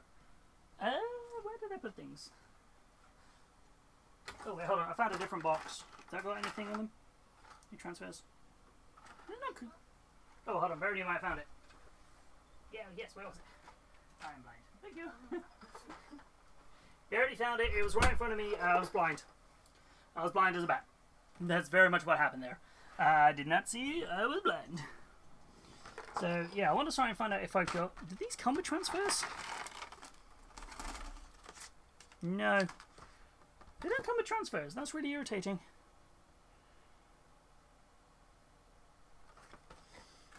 I would have thought they would have come with transfers. Okay, so that's those. Maybe the other box has transfers? I hope so, because they look really cool on the shields. Otherwise, there's a lot of freehanders expecting me to do, and... yeah, that's a lot of work. There was a pack of magic on it. No wonder I couldn't see it. Speaking of magic, oh no. Oh no. Ready, like, you ready? Feed the cardboard crack addiction! Let's go! Okay, ready. I have some choices for you. Choices! Give me a sec. Oh, I just opened this box. Just want to see if there's a pack of... Does this come with any transfers? No! I did not know that Necromunda models do not come with transfers. That kind of sucks. That box comes with no transfers. Given what's on the shield, I kind of feel a little bit cheated. That's actually quite annoying. It's quite frustrating. I don't think they say they do. I just kind of used to there being transfers in the box. Right, Verity, I've got some choices for you to feed my cardboard crack addiction. Would you like me to open up a pack of Spider-Man, a pack of Assassin's Creed, a pack of Lorwyn, or is that a colour variety? Pack of Strixhaven. 2 universes beyond, 2 in universe. Choose your character. Let's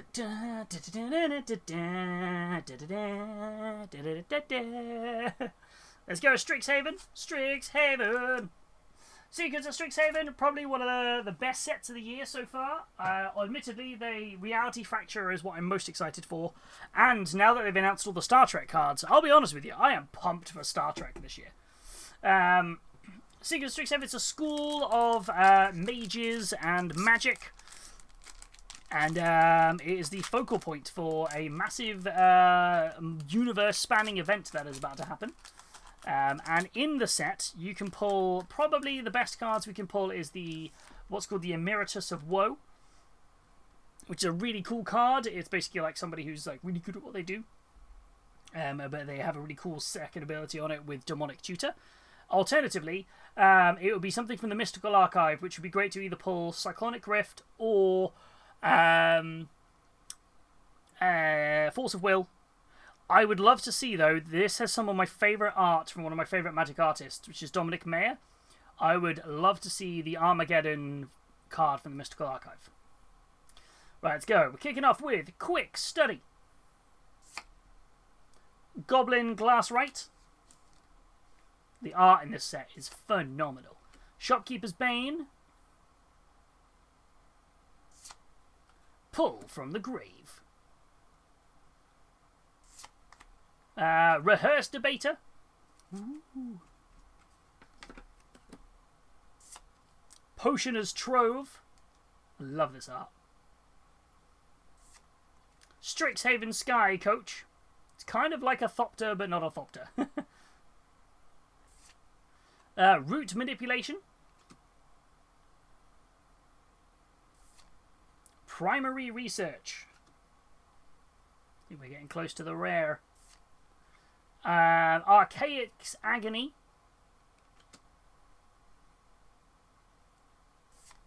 And we have Fix What's Broken. I need that. I need to fix what's broken. As an additional cost to cast this spell, pay X life. Return each target artifact and creature with mana value X from your graveyard to the battlefield. Ooh. Oh, that can be really good, especially in Commander where you have 40 life to play with. So you pay 4 mana and then you pay X life. So you choose, I'm going to pay 10 life, pay a quarter of my life. I'm going to bring back each artifact and creature with the same mana value as that. That's very cool. So you'd have to be very selective about what goes into your grave, but it could be really fun. Giant Growth is our Mystical Archive. Look at that giant squirrel. You can go with the Squirrel Girl we pulled on stream the other day. Squirrel Girl. I do love this art. Our foil is Ascendant Dust Speaker. Wow, what a beautiful foiling. So cool. A Dwarven Sky Coach would be cool. Yeah, that would be really cool. Oh, I like that. That's really nice. A Swamp. Followed by no token, just a prepared card. So this is like the new mechanic they added. It's slightly off-center, I have to admit. Where prepared, where certain spells can enter prepared. So you just put a token on it to be like, this is prepared, which is really cool. I feel like out of everything in this set, though, this pack, the Giant Growth is my favourite. I love the artwork of it. It's just like, ah! I love it.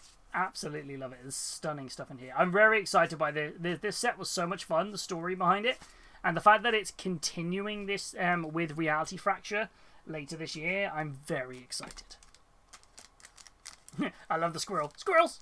Squirrels! We love squirrels. Thank you, Verity, for feeding my cardboard crack addiction.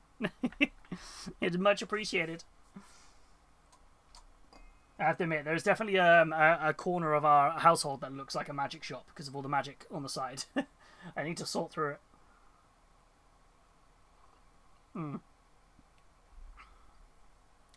So definitely need to get that sorted at some point.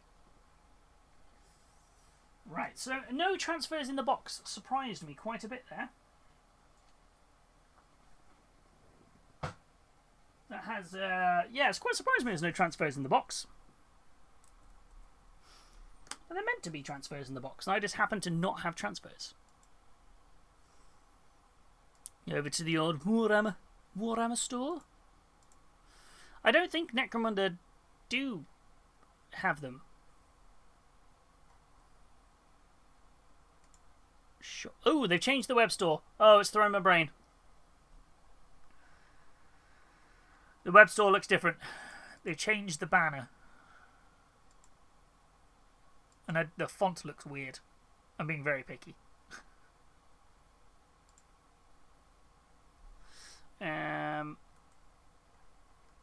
Just looking to see if any of the sets come with transfers. No, none of the boxes come with transfers. That's really odd. I feel... Did Necromunda do transfers separately?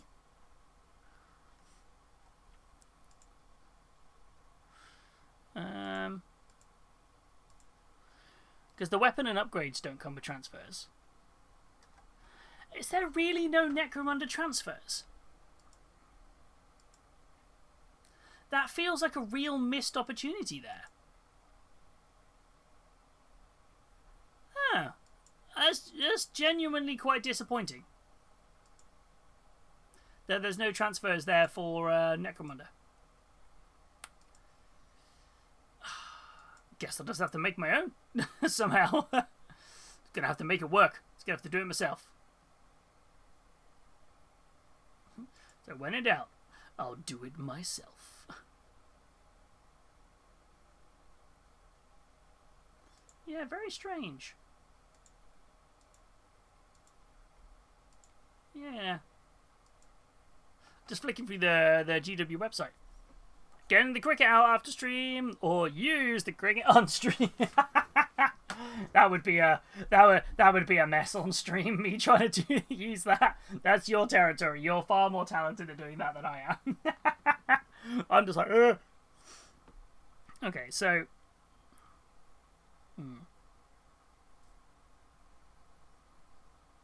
Well, okay, so that didn't quite go to plan.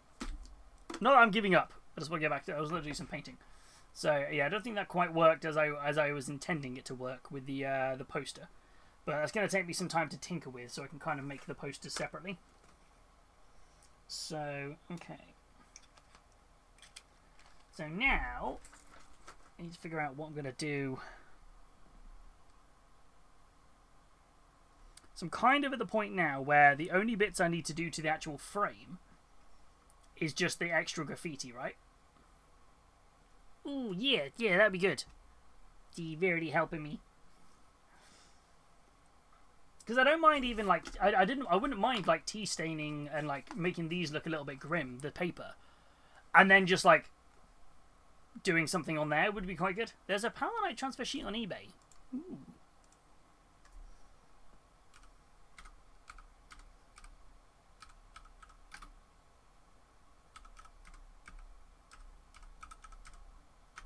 Let me have a look. So is it, oh, it's from the Dark Uprising box. Yeah, that's why it's so hard to find. Yeah, it's not very, it's a very meh box, a bit of sheet, isn't it? I'm glad I know that they exist, though. That's the important bit. And they seem to have them for the Cargo 8 Ridge Hauler as well.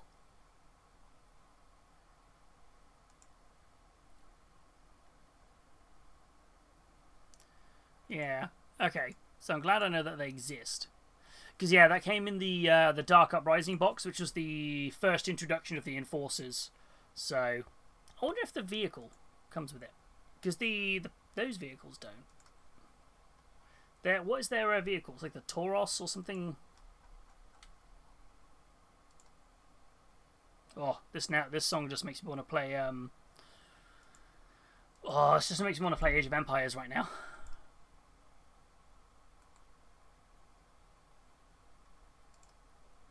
Does the Tauros vehicle come with a transfer sheet? No, not even that comes with a vehicle transfer sheet. This set comprises of 97 plastic components. This miniature is supplied unpainted and requires assembly. Yeah, it doesn't come with any transfer sheet. This is so bizarre. I feel like maybe I'm just too used to it being a given that there's a transfer sheet in a box. Maybe that's my problem. But I'm just like, what? They're a really cool faction. I really like them. Like the models are really nice. I've got where's it gone? I did have one painted on my desk. Where is he?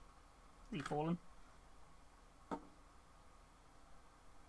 I'm just staring like, where did it go?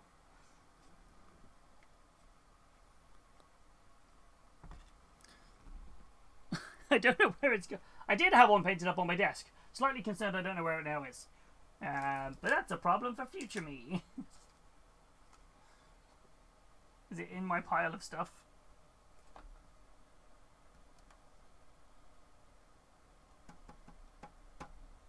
Is it behind something? No. Is it on the shelf behind me? Did I do it properly and put it on the shelf? No. It's somewhere. Yeah, that's a problem for tomorrow. That is exactly it. That's a problem for tomorrow. Speaking of future problems, it's such a weird segue, but thinking of things that I've got to get done over the weekend. If anybody missed me talking about it at the start of stream, I'm going to be talking about it on Wednesday. This coming Sunday is exactly 6 years to the day since we did our first ever stream here on Twitch. On the 26th of July 2020 was the first time we ever hit go live and the first time I ever streamed on Twitch. This Sunday is the 26th of July. So I'm like, we're going to have a bit of fun. We're going to celebrate. We're going to reminisce looking back at old streams and like how much everything's kind of like changed. And we're going to have a good old chat about kind of what streams are like at the moment and what streams are going to be like in the future. So I'm very excited to have a good old chinwag and chat with everybody. I knew it was around this time. I didn't really twig it was this Sunday. And as originally I wasn't going to be here because I was going to be at Fen. My kind of car breaking down and not being able to travel, maybe this is a good blessing in disguise, right? We can celebrate something that 6 years that this community has been going for. And yeah, I feel let's have a bit of fun and celebrate, shall we? But yeah, the Paladites, though, I really like them. They're really, really nice models. They're specifically for me, it's these ones. These are my favourite. With the shields, they're so nice. Really like these with the shields. That's so cool. Oh, is that too small? Is that too big? I was wondering something. Can I trace? That's going to be too big, isn't it, that as a poster?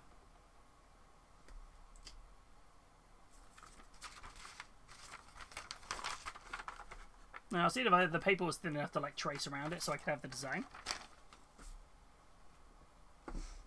But yeah, so, yeah, and the colour scheme. Everything about them is really nice. The colour scheme I've done for mine is, we were doing them on stream a little while ago. I'm painting them up as Cerberus, the baddies from Mass Effect. Mainly because I was like, they are the law, but they're not necessarily the good guys, the Paladin Enforcers. So I'm kind of like, I wanted to do a bit of a riff on that. And you know me, I love my painting stuff up from video games. Still slightly concerned where that model has gone, but I'll find it. It's got to be in this room. That's the important thing. Trying to have a look for it. I'm like, where did you go? I keep looking for it, and I'm like, no, because my brain's like, but if you don't find it, you'll never find it, and I'm just like, stab it.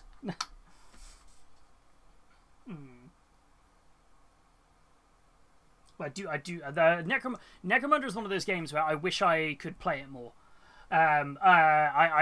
It's this. My goal for this year was to play more skirmish games, and I've still not managed to balance the timings to get more games in. But I know that like it's something that me and Super Weasel have talked about a lot about playing Necromunda, running a bit of a fun campaign for that. There's a few of our other friends like in the area who are also interested in it, and it's one of those games where I'm like, I really, really want to play it because it seems fun. But now that they've just announced that there's a new edition of Necromunda coming out with a new set of rules, it kind of put us all on pause a little bit, which is fine. Nothing wrong with that. It does kind of make sense, doesn't it? Sometimes just to go, to take a pause. But yeah. So I think it's kind of one of those.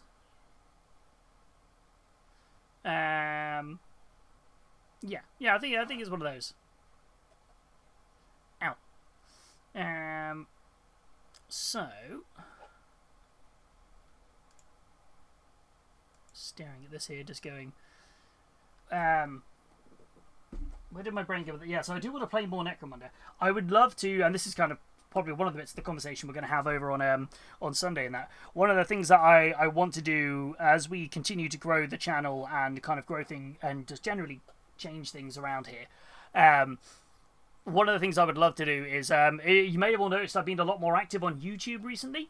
And whilst that is mainly me just uploading my daily videos of me doing my pack a day for Magic the Gathering, and it's also me doing my weekly roundups. So I've been doing more kind of like hobby roundup things. We do one on Sunday where we talk about what they announce on Sunday, and we do one on a Monday talking about articles you may have missed over the weekend. My hope is to put a third one in there as well. I'd like to start doing kind of like a midweek update, and not just keep it about Warhammer. I want to kind of go back to going, here's some stuff you may have missed in the miniature, in the hobby world sort of thing. So one of the things that you might be seeing is that now, for example, every single VOD goes up on YouTube. So the VODs are up on YouTube if you ever do want to go back and watch them, because Twitch only keeps them for a certain amount of days. So once they go off Twitch, they're now on YouTube, which is really fun. So and as a side of that, one thing I'd love to do is I'd love to be doing more content specifically curated for YouTube, which would be really, really fun. Yeah, I'm just trying to think of I'm just trying to balance everything though, isn't it? Because it's all time. Time's the big crux of it. But I would love to know what sort of stuff you'd like to see from me on the channels and stuff, which would be really cool. But yeah, I have some fun ideas. I have fun ideas. that's the main thing. But as this has always been community focused, I always love to get everybody else's input. Asher is the other faction I like to. Have you seen about the new Asher models? The new that they were announcing with the new starter set? They look great. Where are we? The new Asher models look fantastic. Grab these. Oh, just punched my camera. They look absolutely stunning. So these are the ones that are going to come in the new start set. They look brilliant. So detailed. I've seen a friend of mine has replaced. They did an entire Cadian Guard regiment, but they used Escher models for them instead. So they've all kind of been kitbashed. They all look like they're in guardsman style uniforms in places, but they might have like the boots, the high heel boots from the Eschers, and they all have the mohawks, which is so cool. So I feel if you're a fan of Escher, this is definitely one to look at, because they all look stunning. Like, they look great. They're really nice, dynamically posed as well. I love this one here with the two pistols, but then like the drum bandolier on the auto guns. Just this kind of idea that they're like, it's just almost like just outlasting whoever is left. It's just like, I've just got more bullets than you. Like feeding from the drum at the back is really cool. They look great. Yes, the new Escher ones. We don't know. I wonder if this might be up for pre-order this weekend, maybe. I'd like to see these soon. And then there's new Goliaths in here as well, who the only time I've ever really done anything with Goliath models is when I've kit-bashed them into my Tau, when I've been doing my Cornate Tau army. The Goliath models are really great to kit-bash with, because they're quite sizable, the Goliath models. But they're not like... Some of them can be Space Marine size, but they're a little bit more forgiving on like the dimensions when you're trying to kit-bash with something smaller. So I'm very excited for these. These look great. And I can't help but think this guy here just reminds me of Bane. Just like, you know, he's got all the venom like pumping into him, making him massive. He kind of gives me that vibe. It's like, yeah. Yeah, new cool rulebook. And then there'll be new terrain and new gang books. There's either just a Gangs of the Underhive and a Gangs of the Outlands books. It's now called Warhammer Necromunda Skirmish, which is interesting. Yeah, well, both of those are going to be in the start set, which is cool. This new box, so you'll get both sets in there, which is cool. I can't imagine this is going to be a particularly expensive core set. I don't think Necromunda is going to be... I don't think it's going to be that, because it doesn't come with all the Zone Mortalis stuff, and it's very minimal terrain when you look at the thing as a whole.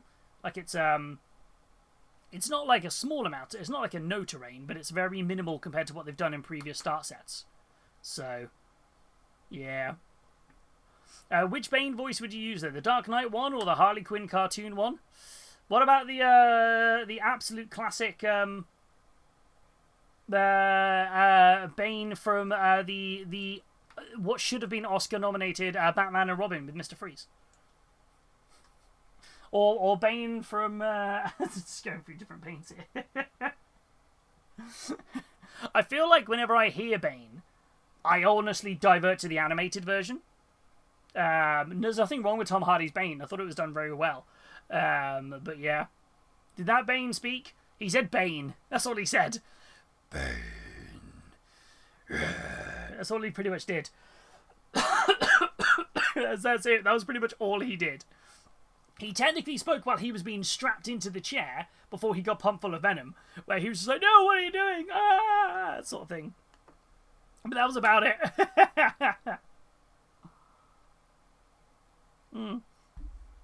As much as that film gets hate, I loved that as a kid.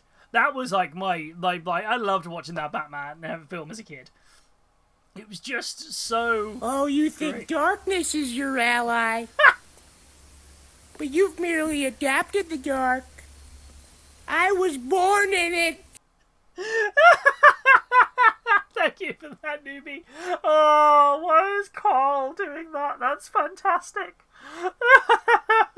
I love it. I love it. Oh, I do know that there's another DC animated movie doing Batman Nightfall in 3 parts coming out. So, ooh, that'll be cool. The DC have always had such a good grasp on the animated universe. Like, they do really, really good animations, like for it, and you know, it's always just fantastic. Thank you for that. That Blurp. Oh, whoa, Blurp has wait. Blurp has its own bot now. Blurp. How is it? Wait, is it? Wait. What? Or am I just seeing this for the first time? And this has always been there. That's cool. I think it's always been there. Just for some reason, it's now in a different color, and it's just popped at me that it has a different color. Speaking of Necromunda, these are the other sets that are coming out as well. For Necromunda, they're like 4 gang sets. So basically, this is everything you need to run the gang immediately, rather than buying a gang, buying a character and stuff. This is a bit more models to it. So you've got the Escher version, which has got a couple of it's a bit of a mix here of like kind of models, like specialist models, the squad. I love this box set though, and you got some different bits. You've got a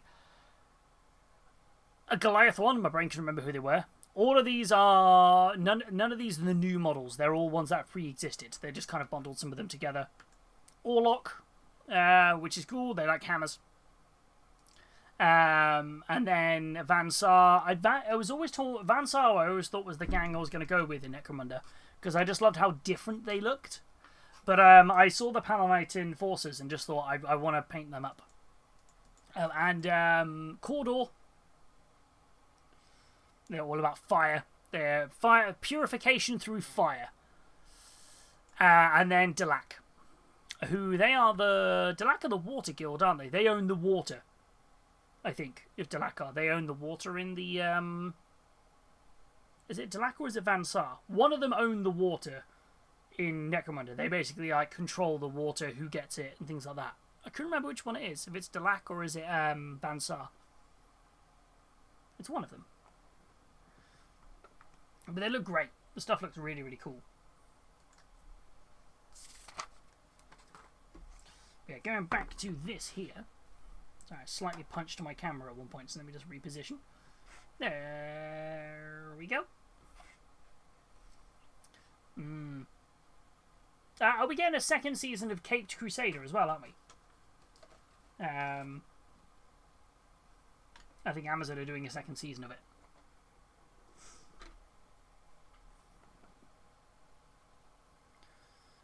And there's they announced a new live-action Clayface film is coming out, didn't they, for Batman, on the theme of Batman there, which is interesting. I feel like the trailer has me very intrigued. Very, very intrigued. I'm like, ooh. Clayface always had a really kind of like... Well, he's got technically different origin stories, but the origin story for me that stands out for Clayface is always the one in Batman the Animated Series. You know, that classic. It was always where he was just like an actor who got horribly disfigured and then just started putting on this cream, and then he got addicted to the cream, and then basically the cream started like changing him, and that's how he became Clayface. And it feels like they're doing that storyline in the live-action film, which I'm very, very excited by. I'm like, that's how I remember Clayface being introduced. There's always been a few different spins on it, but I like that main theme.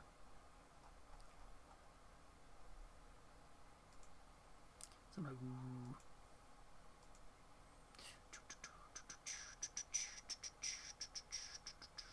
like, also, I still cannot figure out why my little Spotify thing's not working anymore. I had it used to have a little pop-up that pops up on the left that says about like shows what songs are playing.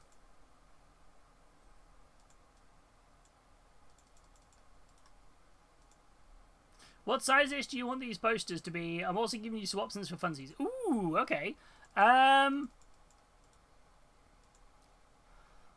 trying to think size-wise. I'm looking at like the here. I don't think they need to be too big. If you got to think, the main person stood up is here. I don't think a poster would be bigger than the person.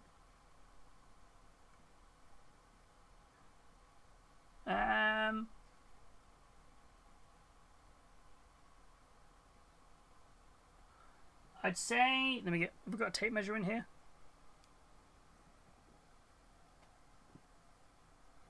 I'm a Warhammer player. I must have a tape measure somewhere. Apparently, I don't. How do I not have a tape measure in here?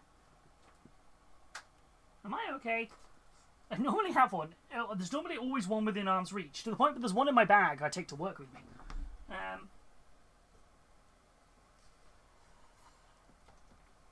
Should we, like 2 centimeter tall, looking at the squares on your map? Oh, okay, yeah, I forgot there's a ruler here.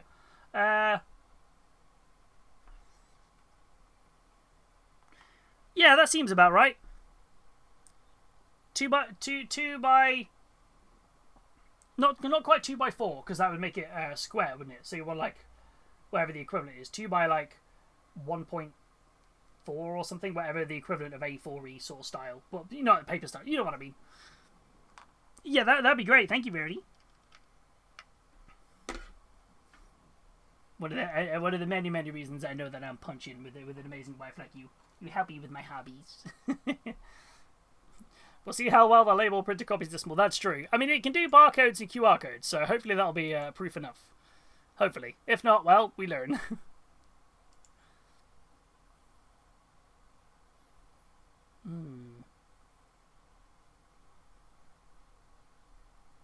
Oh, yeah, I don't know why my Spotify thing hasn't worked anymore.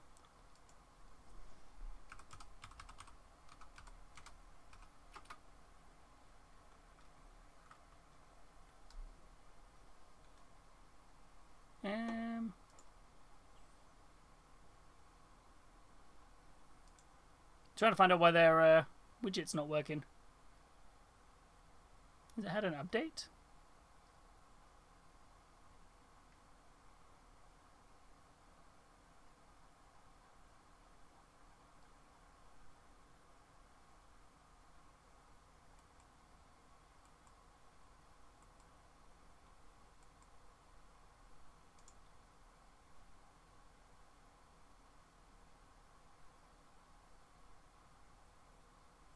Yeah, can't quite figure out why it's not working. Yeah, I used to have like a little, just down here, like a little Spotify widget which just showed what song was playing. But for some reason it didn't work on Wednesday. I thought I'd fixed it, but obviously I did not.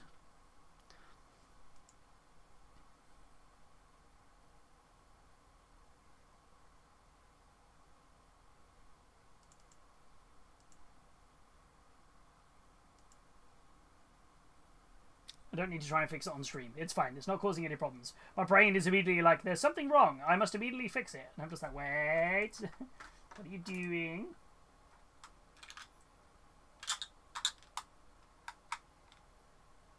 Oh, that's a cool idea. Would that work?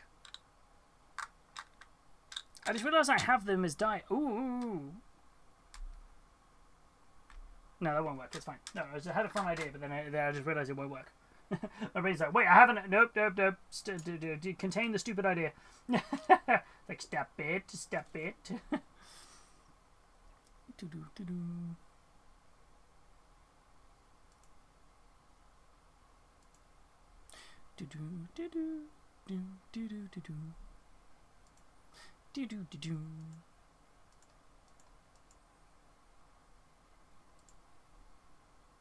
So, yeah, just pondering. My brain is like pondering away here for a moment.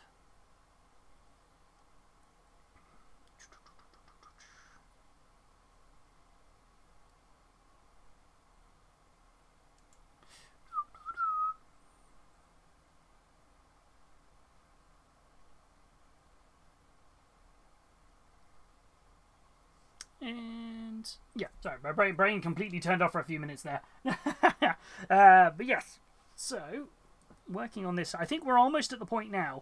Until I can do more onto the background, we're kind of at the stage where I need to start kind of working on the characters, which does make me incredibly nervous because there's a lot of detail on these. These are going to carry such a large part of it.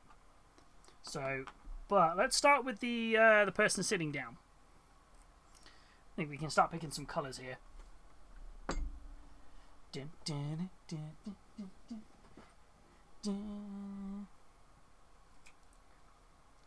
Before I do anything, I need to paint her butt.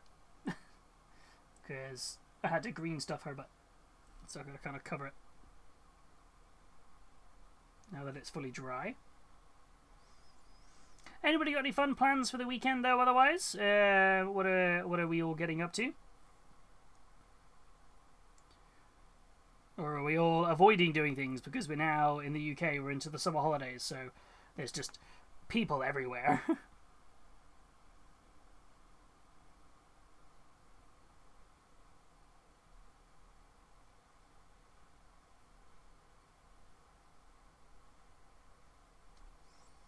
Dun, dun, dun.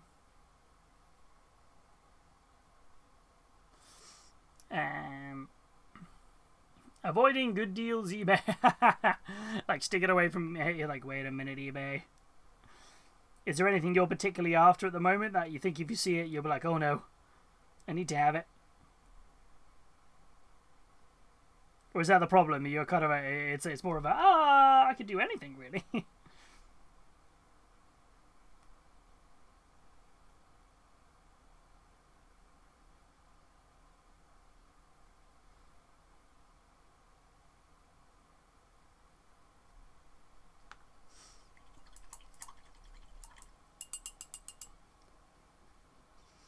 Just vibing.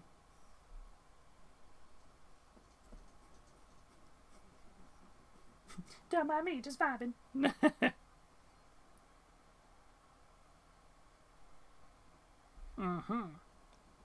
Everything. I want it all. That's the main problem. I want everything. Yeah, I have to admit, I try and stay off eBay quite a bit because I'm just like, I know I'll end up seeing something and I'm like, ooh, especially like both for Warhammer and Magic. I just tend to follow myself down like that. Ooh. So.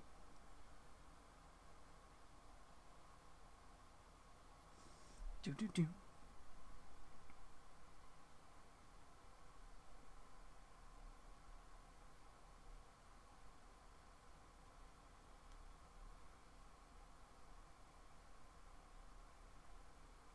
Let's lay it in. Just trying to make sure I can't see really any green. I'm going to paint over it anyway, but I want it to kind of at least look. It's not giving me a bit of a... There you go. Sculpted some legs. Legs and a butt. Super Weasel is back. Welcome back. I do need 125 Saurus Guard. Why do you need 125 Saurus Guard? That is a lot of Saurus Guard. What are you doing? I'm so intrigued to know, like, what are you doing with that many guard? I'm like, what?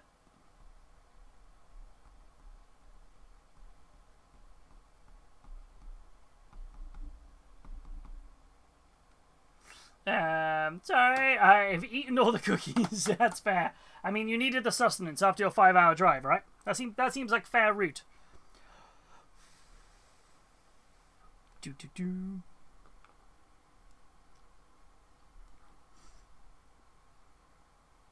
Let's wait for this to dry. Ooh. Any fun plans for your weekend, Super Weasel? Or is it just relaxing after your... It's one of those, you have a week off and you almost need more time off because you've been... To kind of recover from the week off. I always find whenever I have some time off.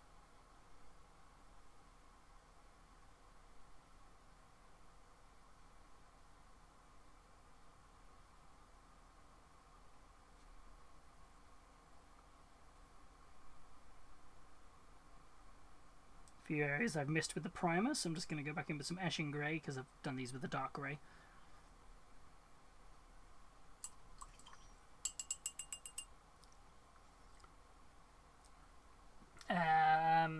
26 for 2 slans and a skink Starseer, 47 for Lord Croak. Or is it just a list? It's just Lord Croak and 47 Soros Guard. I love that as a list. Just like, yep, that does the job.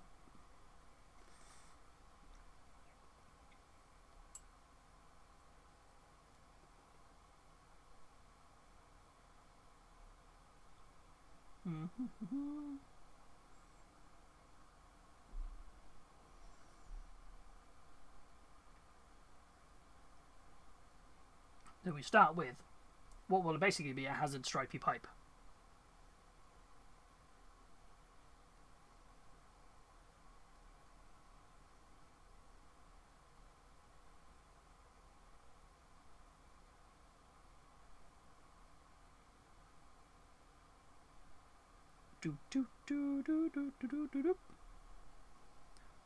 Admittedly, slightly concerned there'll be too much hazard stripage now we've done the big bit of hazard striping, but I think it'll be fine.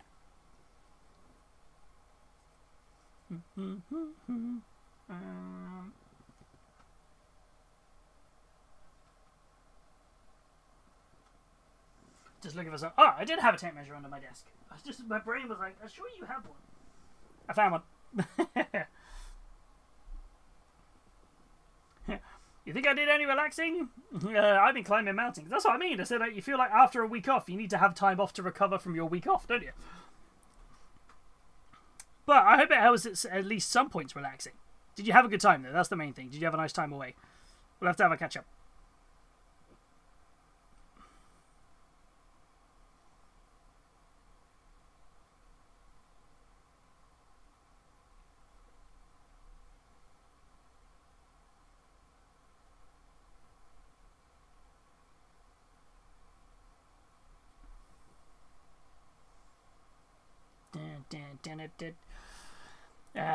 Not really, just part of a unit I wanted. Ooh, that's what though. I think just thinking a unit of 30 looked cool, and thought, what if I put a hero in the unit? That's true.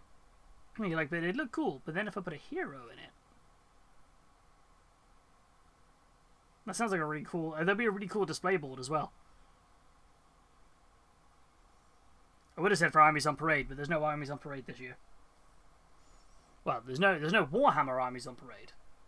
There may be a Hobby Time armies on parade at Warhammer World if I get my button gear and get it organised.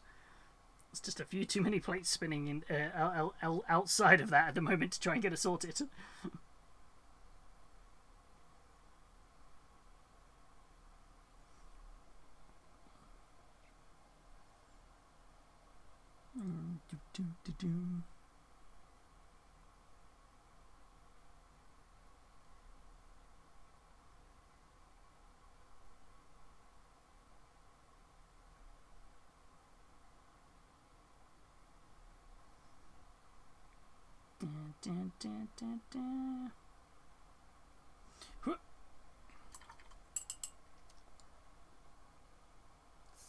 This yellow one here. It's probably one of the best yellows, I think, is the Tooth and Coats yellow range. I just think they go on really nice. Leave them to dry. I come back and start looking at how I'm going to put the stripes on there. There's no plate spinning in my head. There's a many a plate spinning on our end. So many. So many plates spinning. So much going on.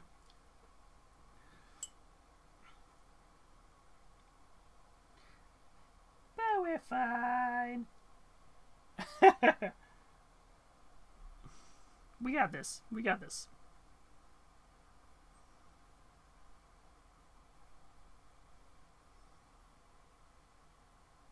Feel like red or teal? I'm thinking more teal might look quite nice on this guy. The JD kind of teal colour. It looks like he's part of like the Van Sar gang then. He's repairing things. He's not repairing water though.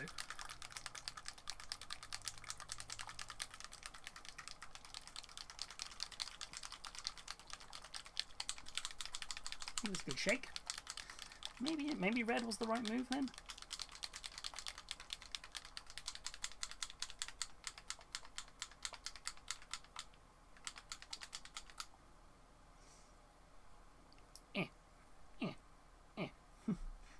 you're twisting it and you're like, open.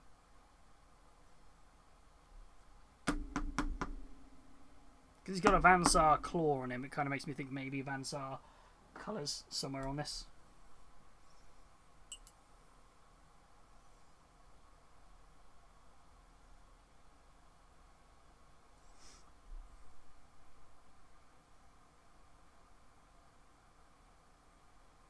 Such a really nice colour that colour is. This is the Jade from Pro Acryl.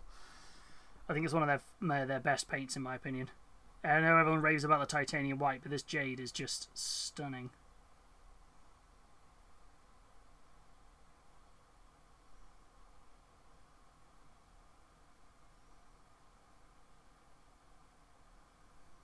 This goes on so smooth. Probably be a pretty good colour if you were doing Alpha Legion, I reckon. Might be a little bit too on the lighter side, but it could work well.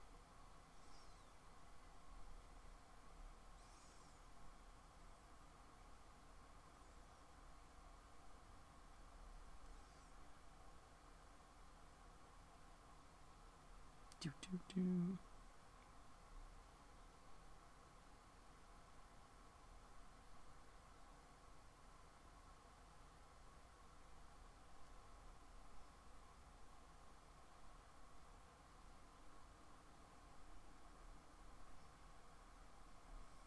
That kind of covers the...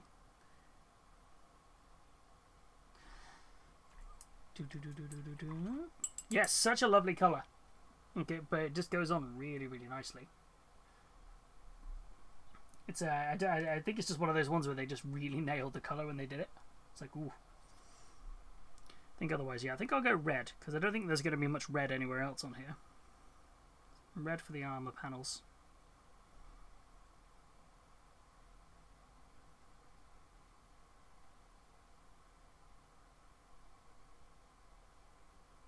Kind of makes me feel a little tech priest vibey as well. You know, the person in the corner doing the repairs wearing red.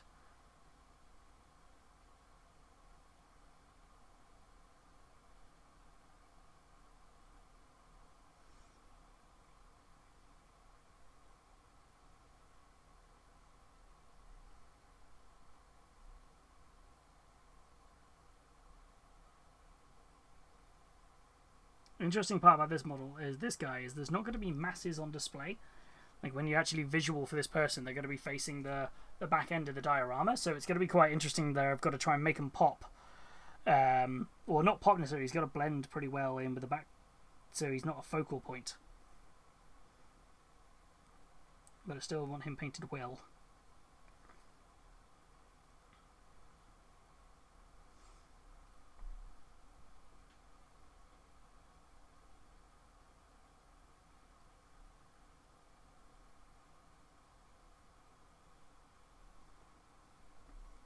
And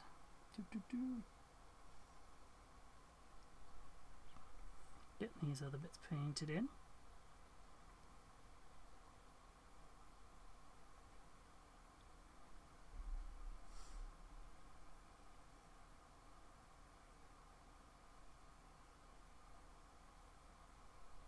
Dun, dun. Let's get these on there. Yeah, this has been a long old project, this photo frame one. The goal is to get it done by the end of the year. It's kind of one of those ones I'm not being too strict with myself to be like, I need this done. I started at the start of the year, and my original plan was to have it done by this weekend to take it to Fen. It didn't quite work out, but that's okay. That's fine. It means I can spend more time on it, right? And of course I got really disheartened at one point by it because I couldn't finish the... I had to rebuild one of the people's arms. Kind of really irritated me. It just snapped off, and then I was like grumpy about it, so I didn't touch the model for a little while. Which is totally a me problem, but I just got grumpy about it. I was like, one of the arms snapped. And I was like, meh.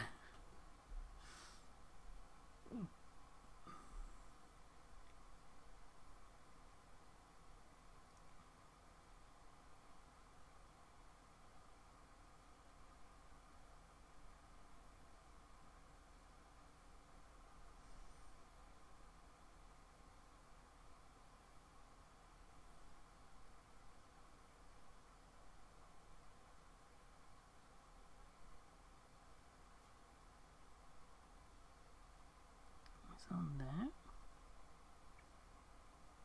Kind of like, not really painted the armors on these before. God, I do that. Yeah, that was it. Like, the main character was this one here who I'd made like a custom torch on the hand, and it took me ages to find the right part for it, and then the torch snapped. And so I just kind of, I couldn't find another replacement bit. I'm still not overly happy with the bit that's on there, but it will do.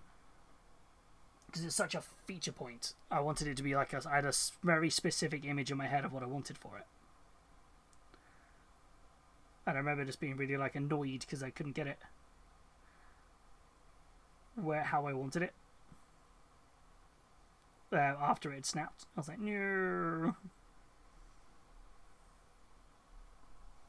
It just really deflated me on working on the project, because I was like, it took me so long to get that perfectly positioned, and then for it to have unfortunately snapped off, and then I couldn't find it anywhere. It had just gone into the abyss, as bits that snap off models do, right?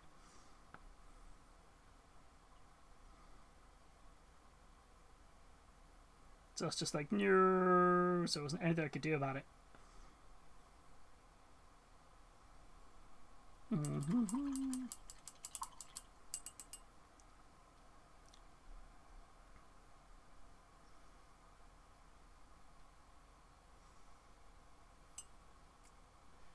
Get about metal on this. I'm very much approaching this in not the way I would normally paint a mini. Normally I'll look at the model and go, right, let's paint all the metal, then let's paint the next bit, then let's paint the next bit, and just do all those colours at the same time. But I'm finding myself just free flowing a little bit on this one.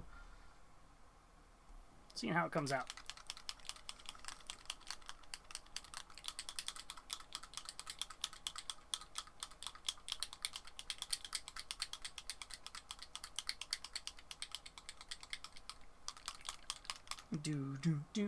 I printed them a little too big. They need some tweaking, but do you want to see what I've done? Yeah, go for it. Bring them in, Brady. Yeah, I'd love to see what you've done.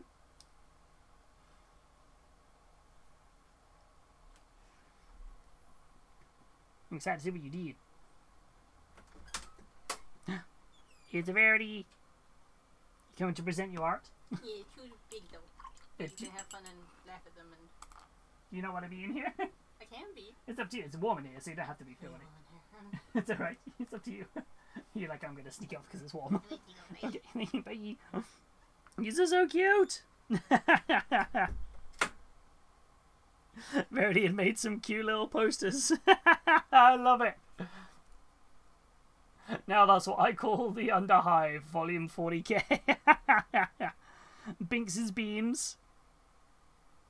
I kind of work out what that says. Bowling for sludge? I can't remember what it says. Debbie just hit the hive wall. Aww. Keep calm and give me a hoya. Chapel Rock Live Orchestra. Milksteak's Mew Nation. Milkshake with a little Mew is incredibly adorable. Aww. Thank you, Verity. Oh yeah, I didn't realise that all this would come out black with the thermal. But I feel like those ones, though, have come out pretty good. I would be able to like paint over those and put in some colours. That sort of style one. But yeah, I think you're right. They're slightly too big. But the printer is doing its best with it. Thank you so much. See, this is where you have far more skill on this sort of stuff than I have. I would have never thought of half of that. You are a talent. Thank you.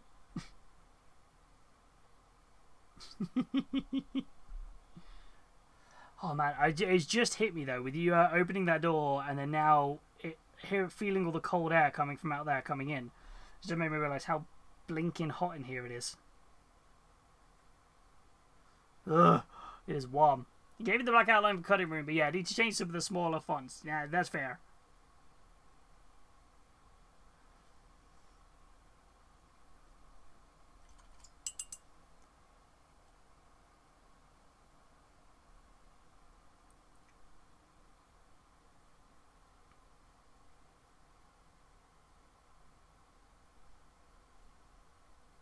I thought they were haunted then because they just started moving and I realised that the fan somehow has just managed to hit it, which makes me very confused because the fan is aimed at my feet. Give me haunted posters.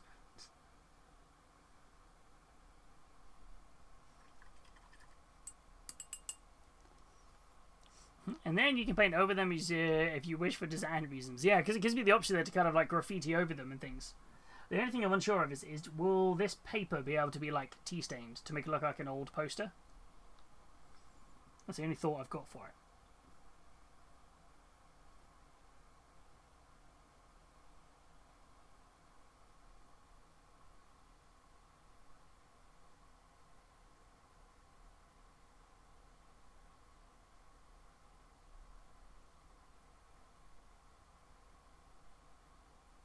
We'll have to experiment later on.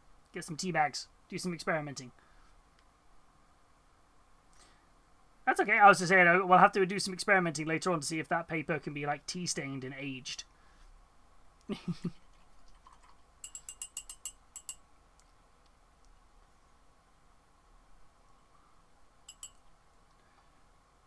do.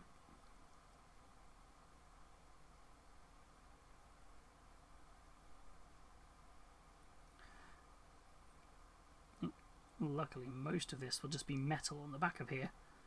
Not going to be anything too fancy. There's a little bit of leather because there's some straps there that are kind of holding stuff together.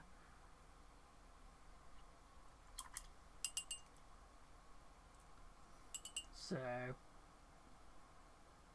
oh yeah, we'll react to the heat, so that won't have... that's true, I didn't even think about that. Cold tea bags? I don't know. We'll have to have a play and have a think.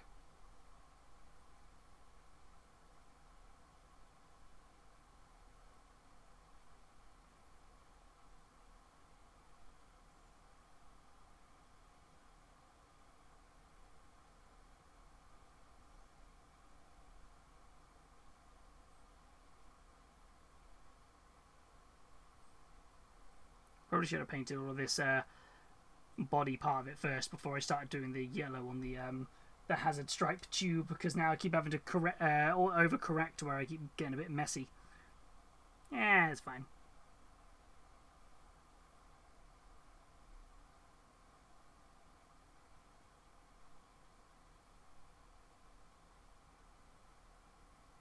So many not particularly great angles on this model, but we'll make it work.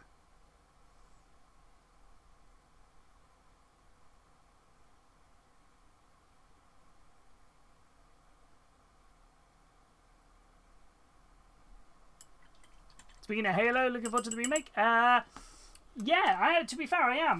It's out now, isn't it? It's out now, I think. Is it out? I'm sure it's out now. I do want to play through it. It's probably something I'll wait till payday to pick up. And it sounds really weird. It feels going to be really weird playing Halo on PS5. I can't quite figure out why my brain it just doesn't work for me, because it's just like it's always been Xbox. But I will get it and play it on PS5. I think I could play it on PC, but I've never been one for FPS games on PC. I'm much more of a controller player, and as much as I can use my controller on PC, I don't mind playing third-person shooters. That works for me on That works really well, so that's fine. Wait, I've just booted up Steam just to see if it is out at the moment and how much it costs. It has just told me that there is, on Steam, there is Train Fest and Sim Fest. So simulation games and train games are on offer this weekend. That has just ticked a load of, ooh, Sim game. It says Sim games. It's called Sim Fest. It's not The Sims. I think it just says Sim Fest. So, when I booted up Steam, PC is where RTS is. Well, yeah, 100%. Completely agree with you there. Yeah, is Halo out now? I swear it's out.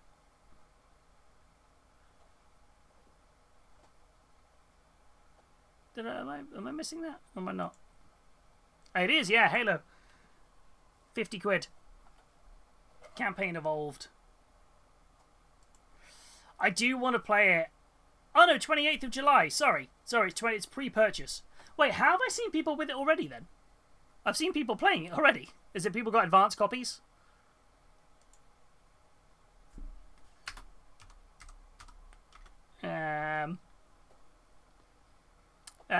if you buy it physical, it's only 45 quid. That's not bad. Considering it's got more stuff.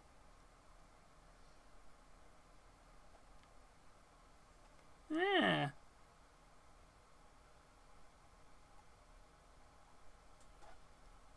Interesting.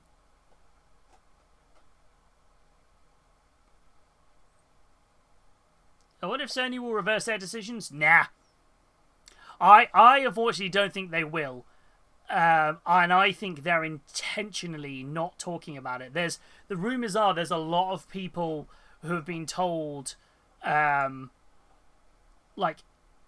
internally, at Sony, have been told they're not allowed to comment on their whole physical thing. They're on the lack of physical releases. They've been apparently outright told, nope, they cannot comment on it in any way, shape, or form. I think they are just going to stay quiet and just think, it'll all blow over. For me personally, though, it does fundamentally change it. I am, these days, buying way more physical media than ever before because I am getting fed up of stuff, of the prices of streaming services going up and the prices, and the fact that, especially in Sony's case, your digital is not owning. It is not, you don't own it in digital format. Whereas with Steam, you can leave your Steam library to somebody in your will. Like, you can quite literally give it to somebody. Because you own that game digitally.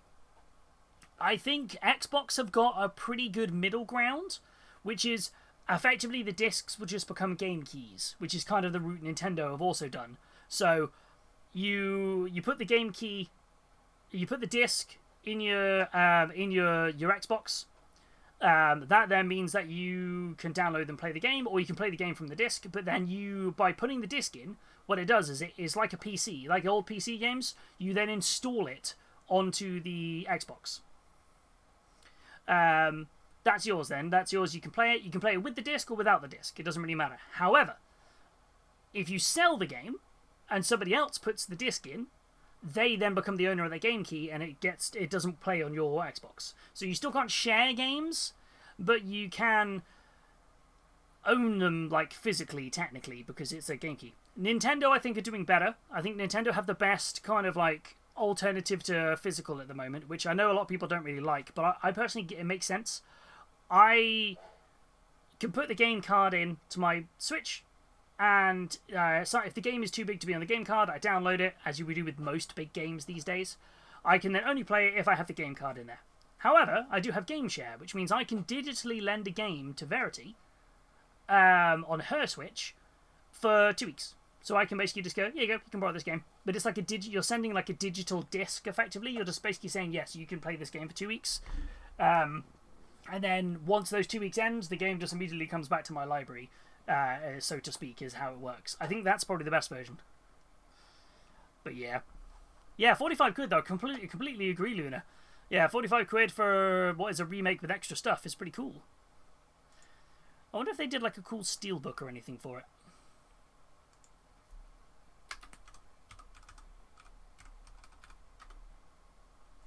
Did they do a cool steelbook version? Oh, they did a cool set. Oh, they did a collector's version as well. Oh, there we go. That's it. I think if you pre-ordered the premium edition, you got a steelbook. Oh, no. Oh, you got 5 days early access. So, yeah, okay, cool.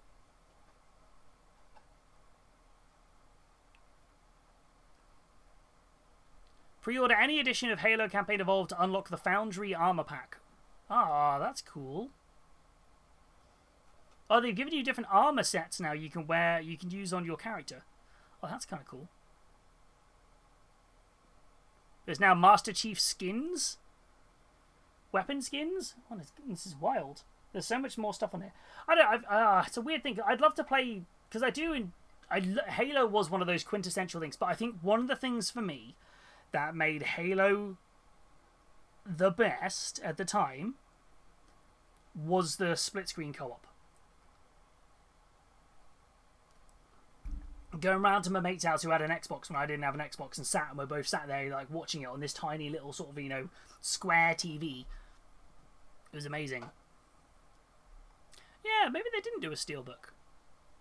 Oh, you can get the collector's edition came with a steelbook, but not the premium edition. And the collector's edition also came with a statuette. That's cool. And it is sold out.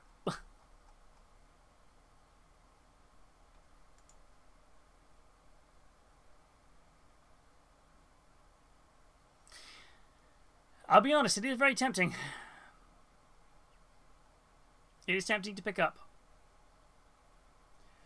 This only counts for a few people, but not everyone has a stable internet connection. I remember trying to download WoW at 0.05 internet speed. Yeah, that's kind of it. That's it. Like, you people need physical.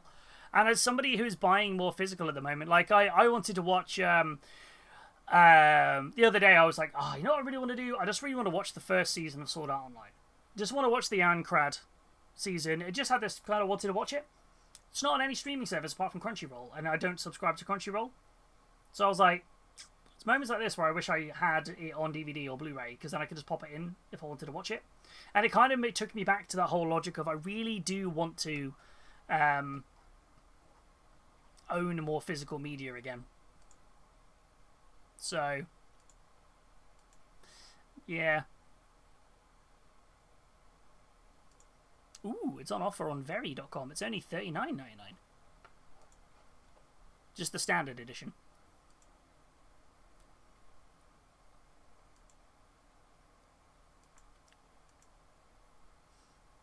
Do you want to borrow mine? No, it's alright. I scratched the itch by starting watching Overlord. Same logic. Somebody gets trapped in a game. Sort of thing. But this time they're really happy about it. I scratched the itch that way by starting watching it. I haven't finished it. I've just been watching the first season of it. There's 4 seasons of it, which is quite funny. But good to know that you have it. I may want to in the future. But just trying to be better at just owning more physical media.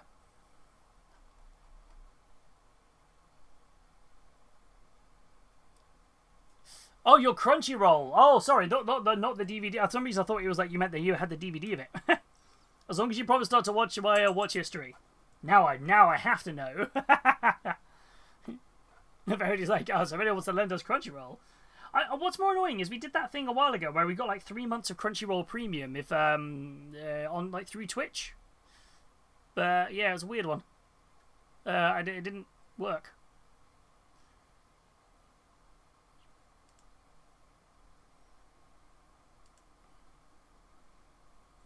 I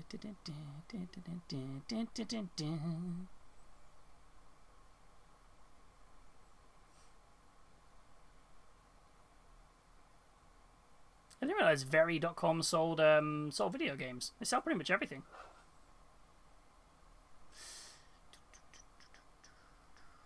I'm shocked SA wasn't ever. It used to be. It's just not anymore. Weirdly. Yeah, it used to be on Netflix. For some reason, it's just not anymore.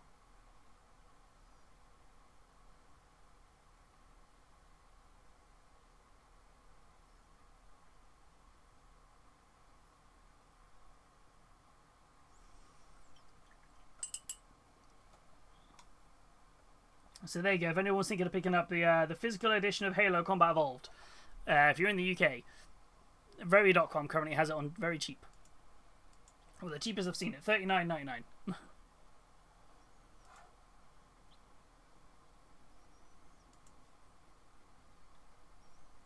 I'm just vibing.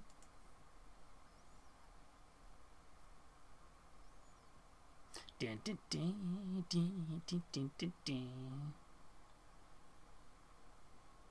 I'm just vibing now, vibing to the music.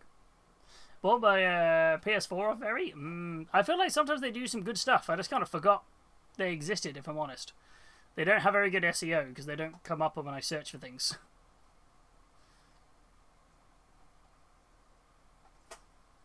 But they do, I remember they always used to do, what does it call it, time-limited deals or something?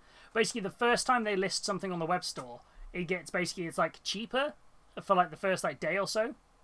So, or the first couple of days. So, like, new releases were cheaper if you pre-ordered them from there or something, which was always pretty cool.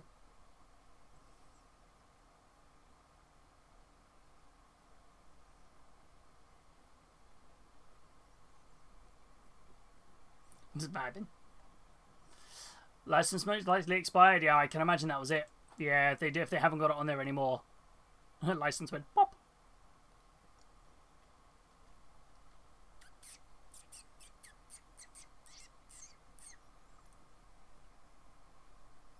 I'm just vibing. Having a great time. I'm just vibing right now. Speaking of Sword Art Online, has anybody played the game, The Echoes of Ahn'Qirad? Is it out yet, or is it just in beta? I think it's out now, isn't it? It's like you can play through. I think it's not all of it. I think the rest of it. It's like one of those like they're going to release more levels as kind of like as the game gets like free updates. It came out last week. Oh, the OG Love Live. No, it's okay. They sell it in HMV. You can watch we can watch for happiness there. You'll have happiness on DVD then. Yeah, have you played it at all, or I haven't really seen. I've seen some people say they were. So I saw the worst review of it, and I say this is the worst review, very outright, because they turn around and gone, I really dislike it because there's no magic.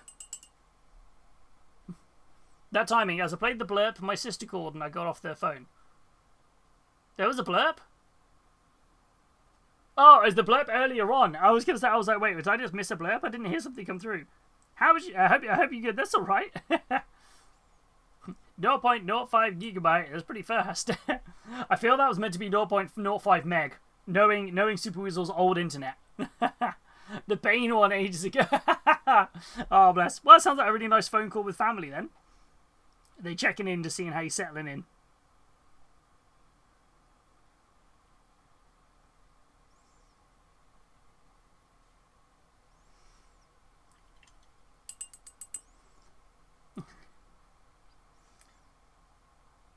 Yeah, I remember your old internet was never a good time.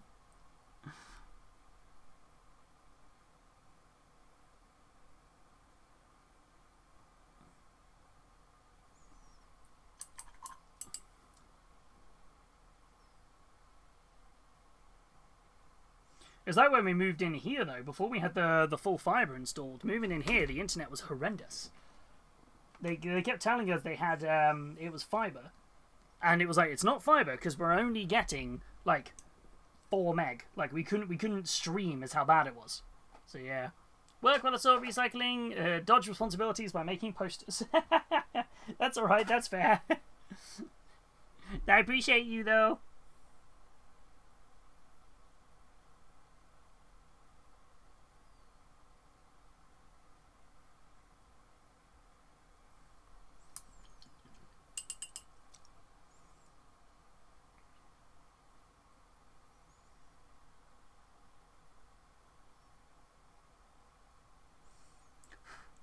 Wait for that to dry. We're at the end of the line. Yeah, I remember, yeah, those days when the internet came down a copper line. That was it.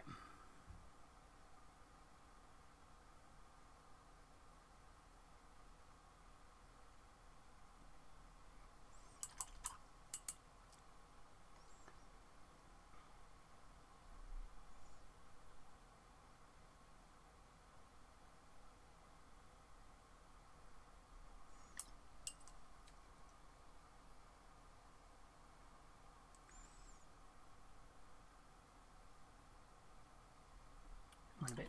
Need a smaller, slightly finer brush for this, just because I feel like I've smudged a bit. Didn't have these fancy full fibers back in the day. I know, yeah. I mean, if we're going really back in the day, I used to have to get off the phone when I wanted to use the internet. Oh yeah, back then.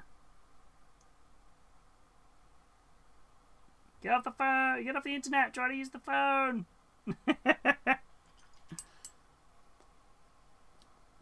Yeah, we still had copper for quite a while. How are we doing there, Snow Blinky? I hope you're good. Yeah, we still had copper. I mean, we still had copper here until fairly recently. The UK has quite a lot of copper still. A lot of people still have copper lines. It's fibre to cabinet and copper to property. That's one of the issues we have here a lot in the UK. So they sell you fibre, but it's not full fibre.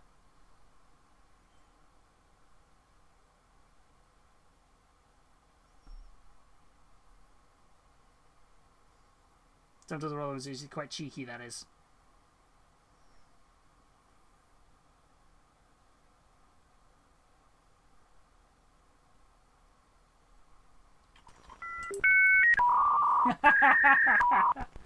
Ah. All the memories.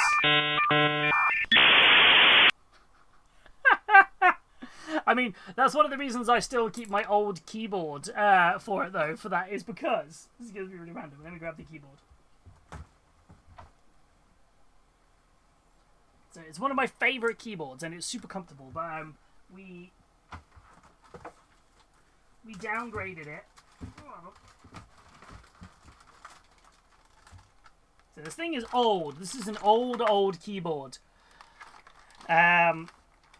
And I keep it for various reasons for it. And but we swapped it for a 60% one for the stream desk because we needed so much room. But my favourite part about this, I'll just give it a bit of a blast with the air.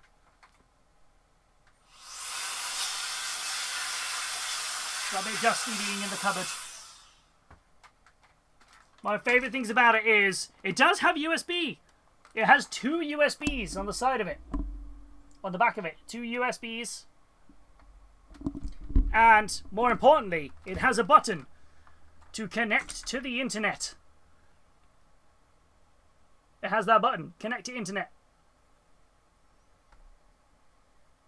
This is a fantastic keyboard, by the way. This is an amazing keyboard. It is brilliant. It's not that old then. I still have one that uses many. It is. We found out how old it was. It's. Is it 90s? When we looked at it? Came out designed for Windows 98. Yeah, designed for Windows 98. So it's from last century, last millennium.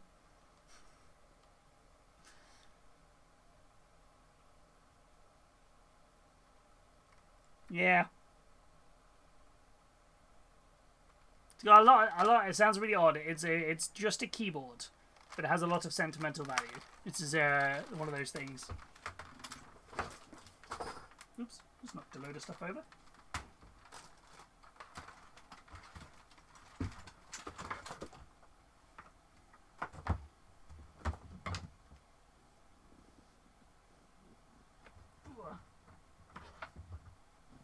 Just knocked a load of stuff over as I did that.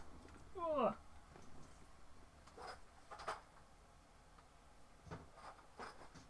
That must be wild though. That was designed with Windows 98 in mind.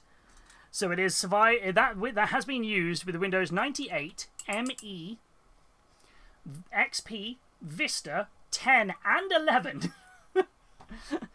And it's like, what? It's almost 30 years old. Ugh. Very old. Right, trying to think of what colours to put on here now. There's still so much I'm unsure of how to block in some of this. Just putting base layers on to start with. But yeah. Ooh.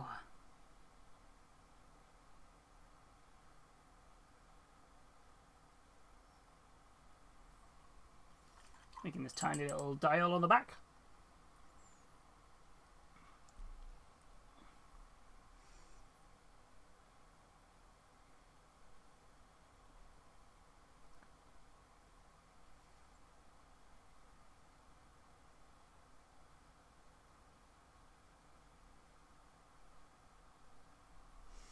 Let's get that through there.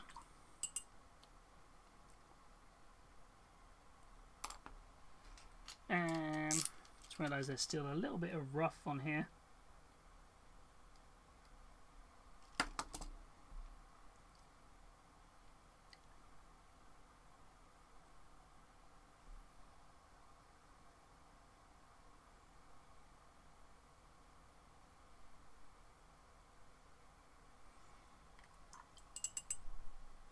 So much on here, I'm just not quite sure what to paint everything as. It's going to take a... It's such a kit mash. I'm trying to make sure it all looks like it's not a kit bash.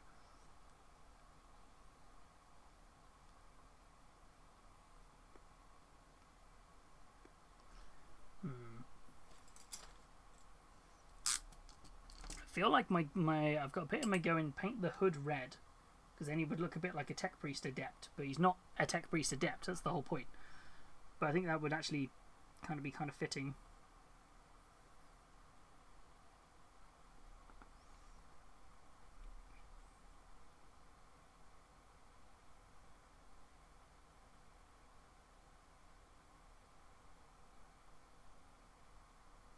Hence why he's got 2 guards guarding him, sort of thing. He's actually quite good at repairing stuff.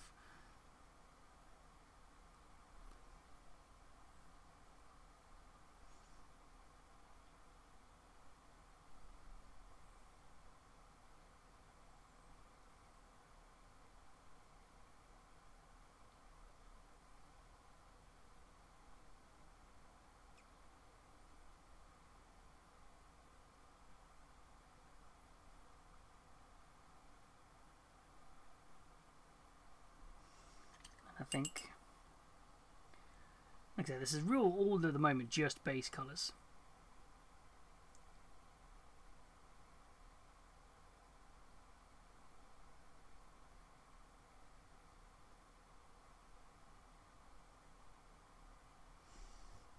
This is that. What I find funny here is what I'm kind of using as like a repair tool slash blowtorch is actually the arm.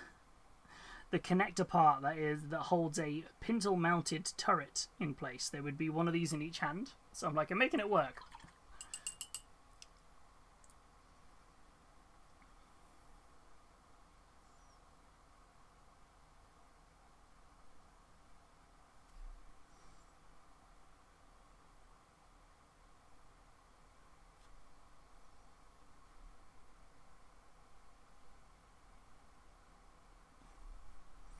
We'll get this on here.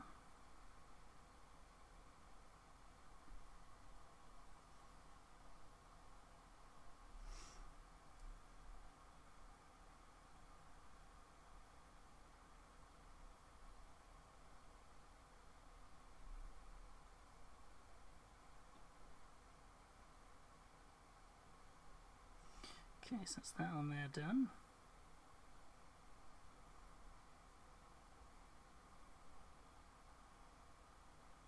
It's just trying to get everything filled in properly.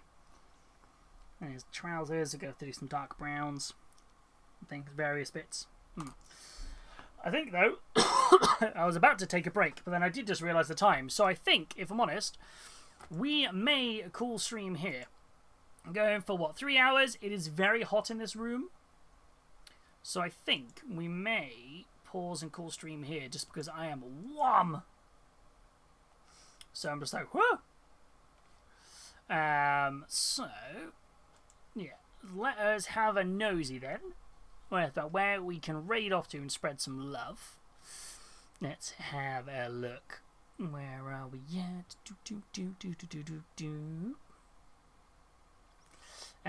Where? Thank you for sharing those newbies. It has been thanks for the hot stream. It has been hot in here. Hence why it's so frustrating in the minute, because I want to get people their miniatures that they've ordered, but I can't do anything, so I'm getting a bit of an awkward backlog. Hence why I've stopped orders through the web store at the minute, because I just can't guarantee the quality with how hot it is at the moment. So I just want to, it's a bit awkward. I just want to get people their stuff. So it's like, where are we at? So yeah, let's have a look. Let me see if I can return a raid to somebody first off, because we haven't had anyone I can return to. Don't think so, surprisingly.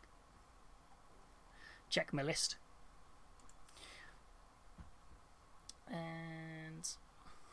But yeah, let's switch over to the screen anyway. But yeah, no, a big thank you to everybody who's been in this evening. It's been a very, very nice, super chill, just cracking on stream, which has been really lovely. We've just been, ticking along, cracking on with things, which is really, really nice. And yeah, more than anything, it's oh, there is someone we can go return a raid to. Let us go and say hello to, where are we at? Brush for Hire. Let's go say hello to Brush for Hire. We haven't raided them in a wee while, and they are painting up an absolutely stunning, and I mean absolutely stunning base here. They're doing like this almost mosaic pattern on it, which looks really, really lovely. And they're also co-streaming, I believe, at the moment with Epic Duck. So it's a twofer. But yeah, no, thank you everyone for coming in. It's been a really, really lovely stream. We've just cracked on. We made some good progress today. Chatted a little bit, which is always really good. Covered all the latest news from G-Dubs. Yeah, and of course, remember, on Sunday, we're doing a very special stream because Sunday is 6 years exactly since we first ever streamed. So the first time I ever hit that go live was the 26th of July back in 2020. And it's the 26th of July on Sunday. So we're going to have a bit of fun. We're going to do a bit of reminiscing, chatting about the past, the present, and the future of streams. So thank you so much for everyone who's been in. Thank you everybody for the subs. That is incredibly generous of you. So thank you so much Diadrin, to Super Weasel. Thank you to everybody for the streaks as well. A big shout out to Rusty for a 100 stream streak as well. That is incredible. Thank you so much. And to you everybody for the biddies and all the good gubbins. But for now, let's go say hello to Brush for Hire. They are incredibly talented and super awesome. And as always, please remember to stay safe, stay positive, and above all, be an ambassador for your hobby. We will catch you all on Sunday, folks. Thank you all so much for being here. For now, bye-bye!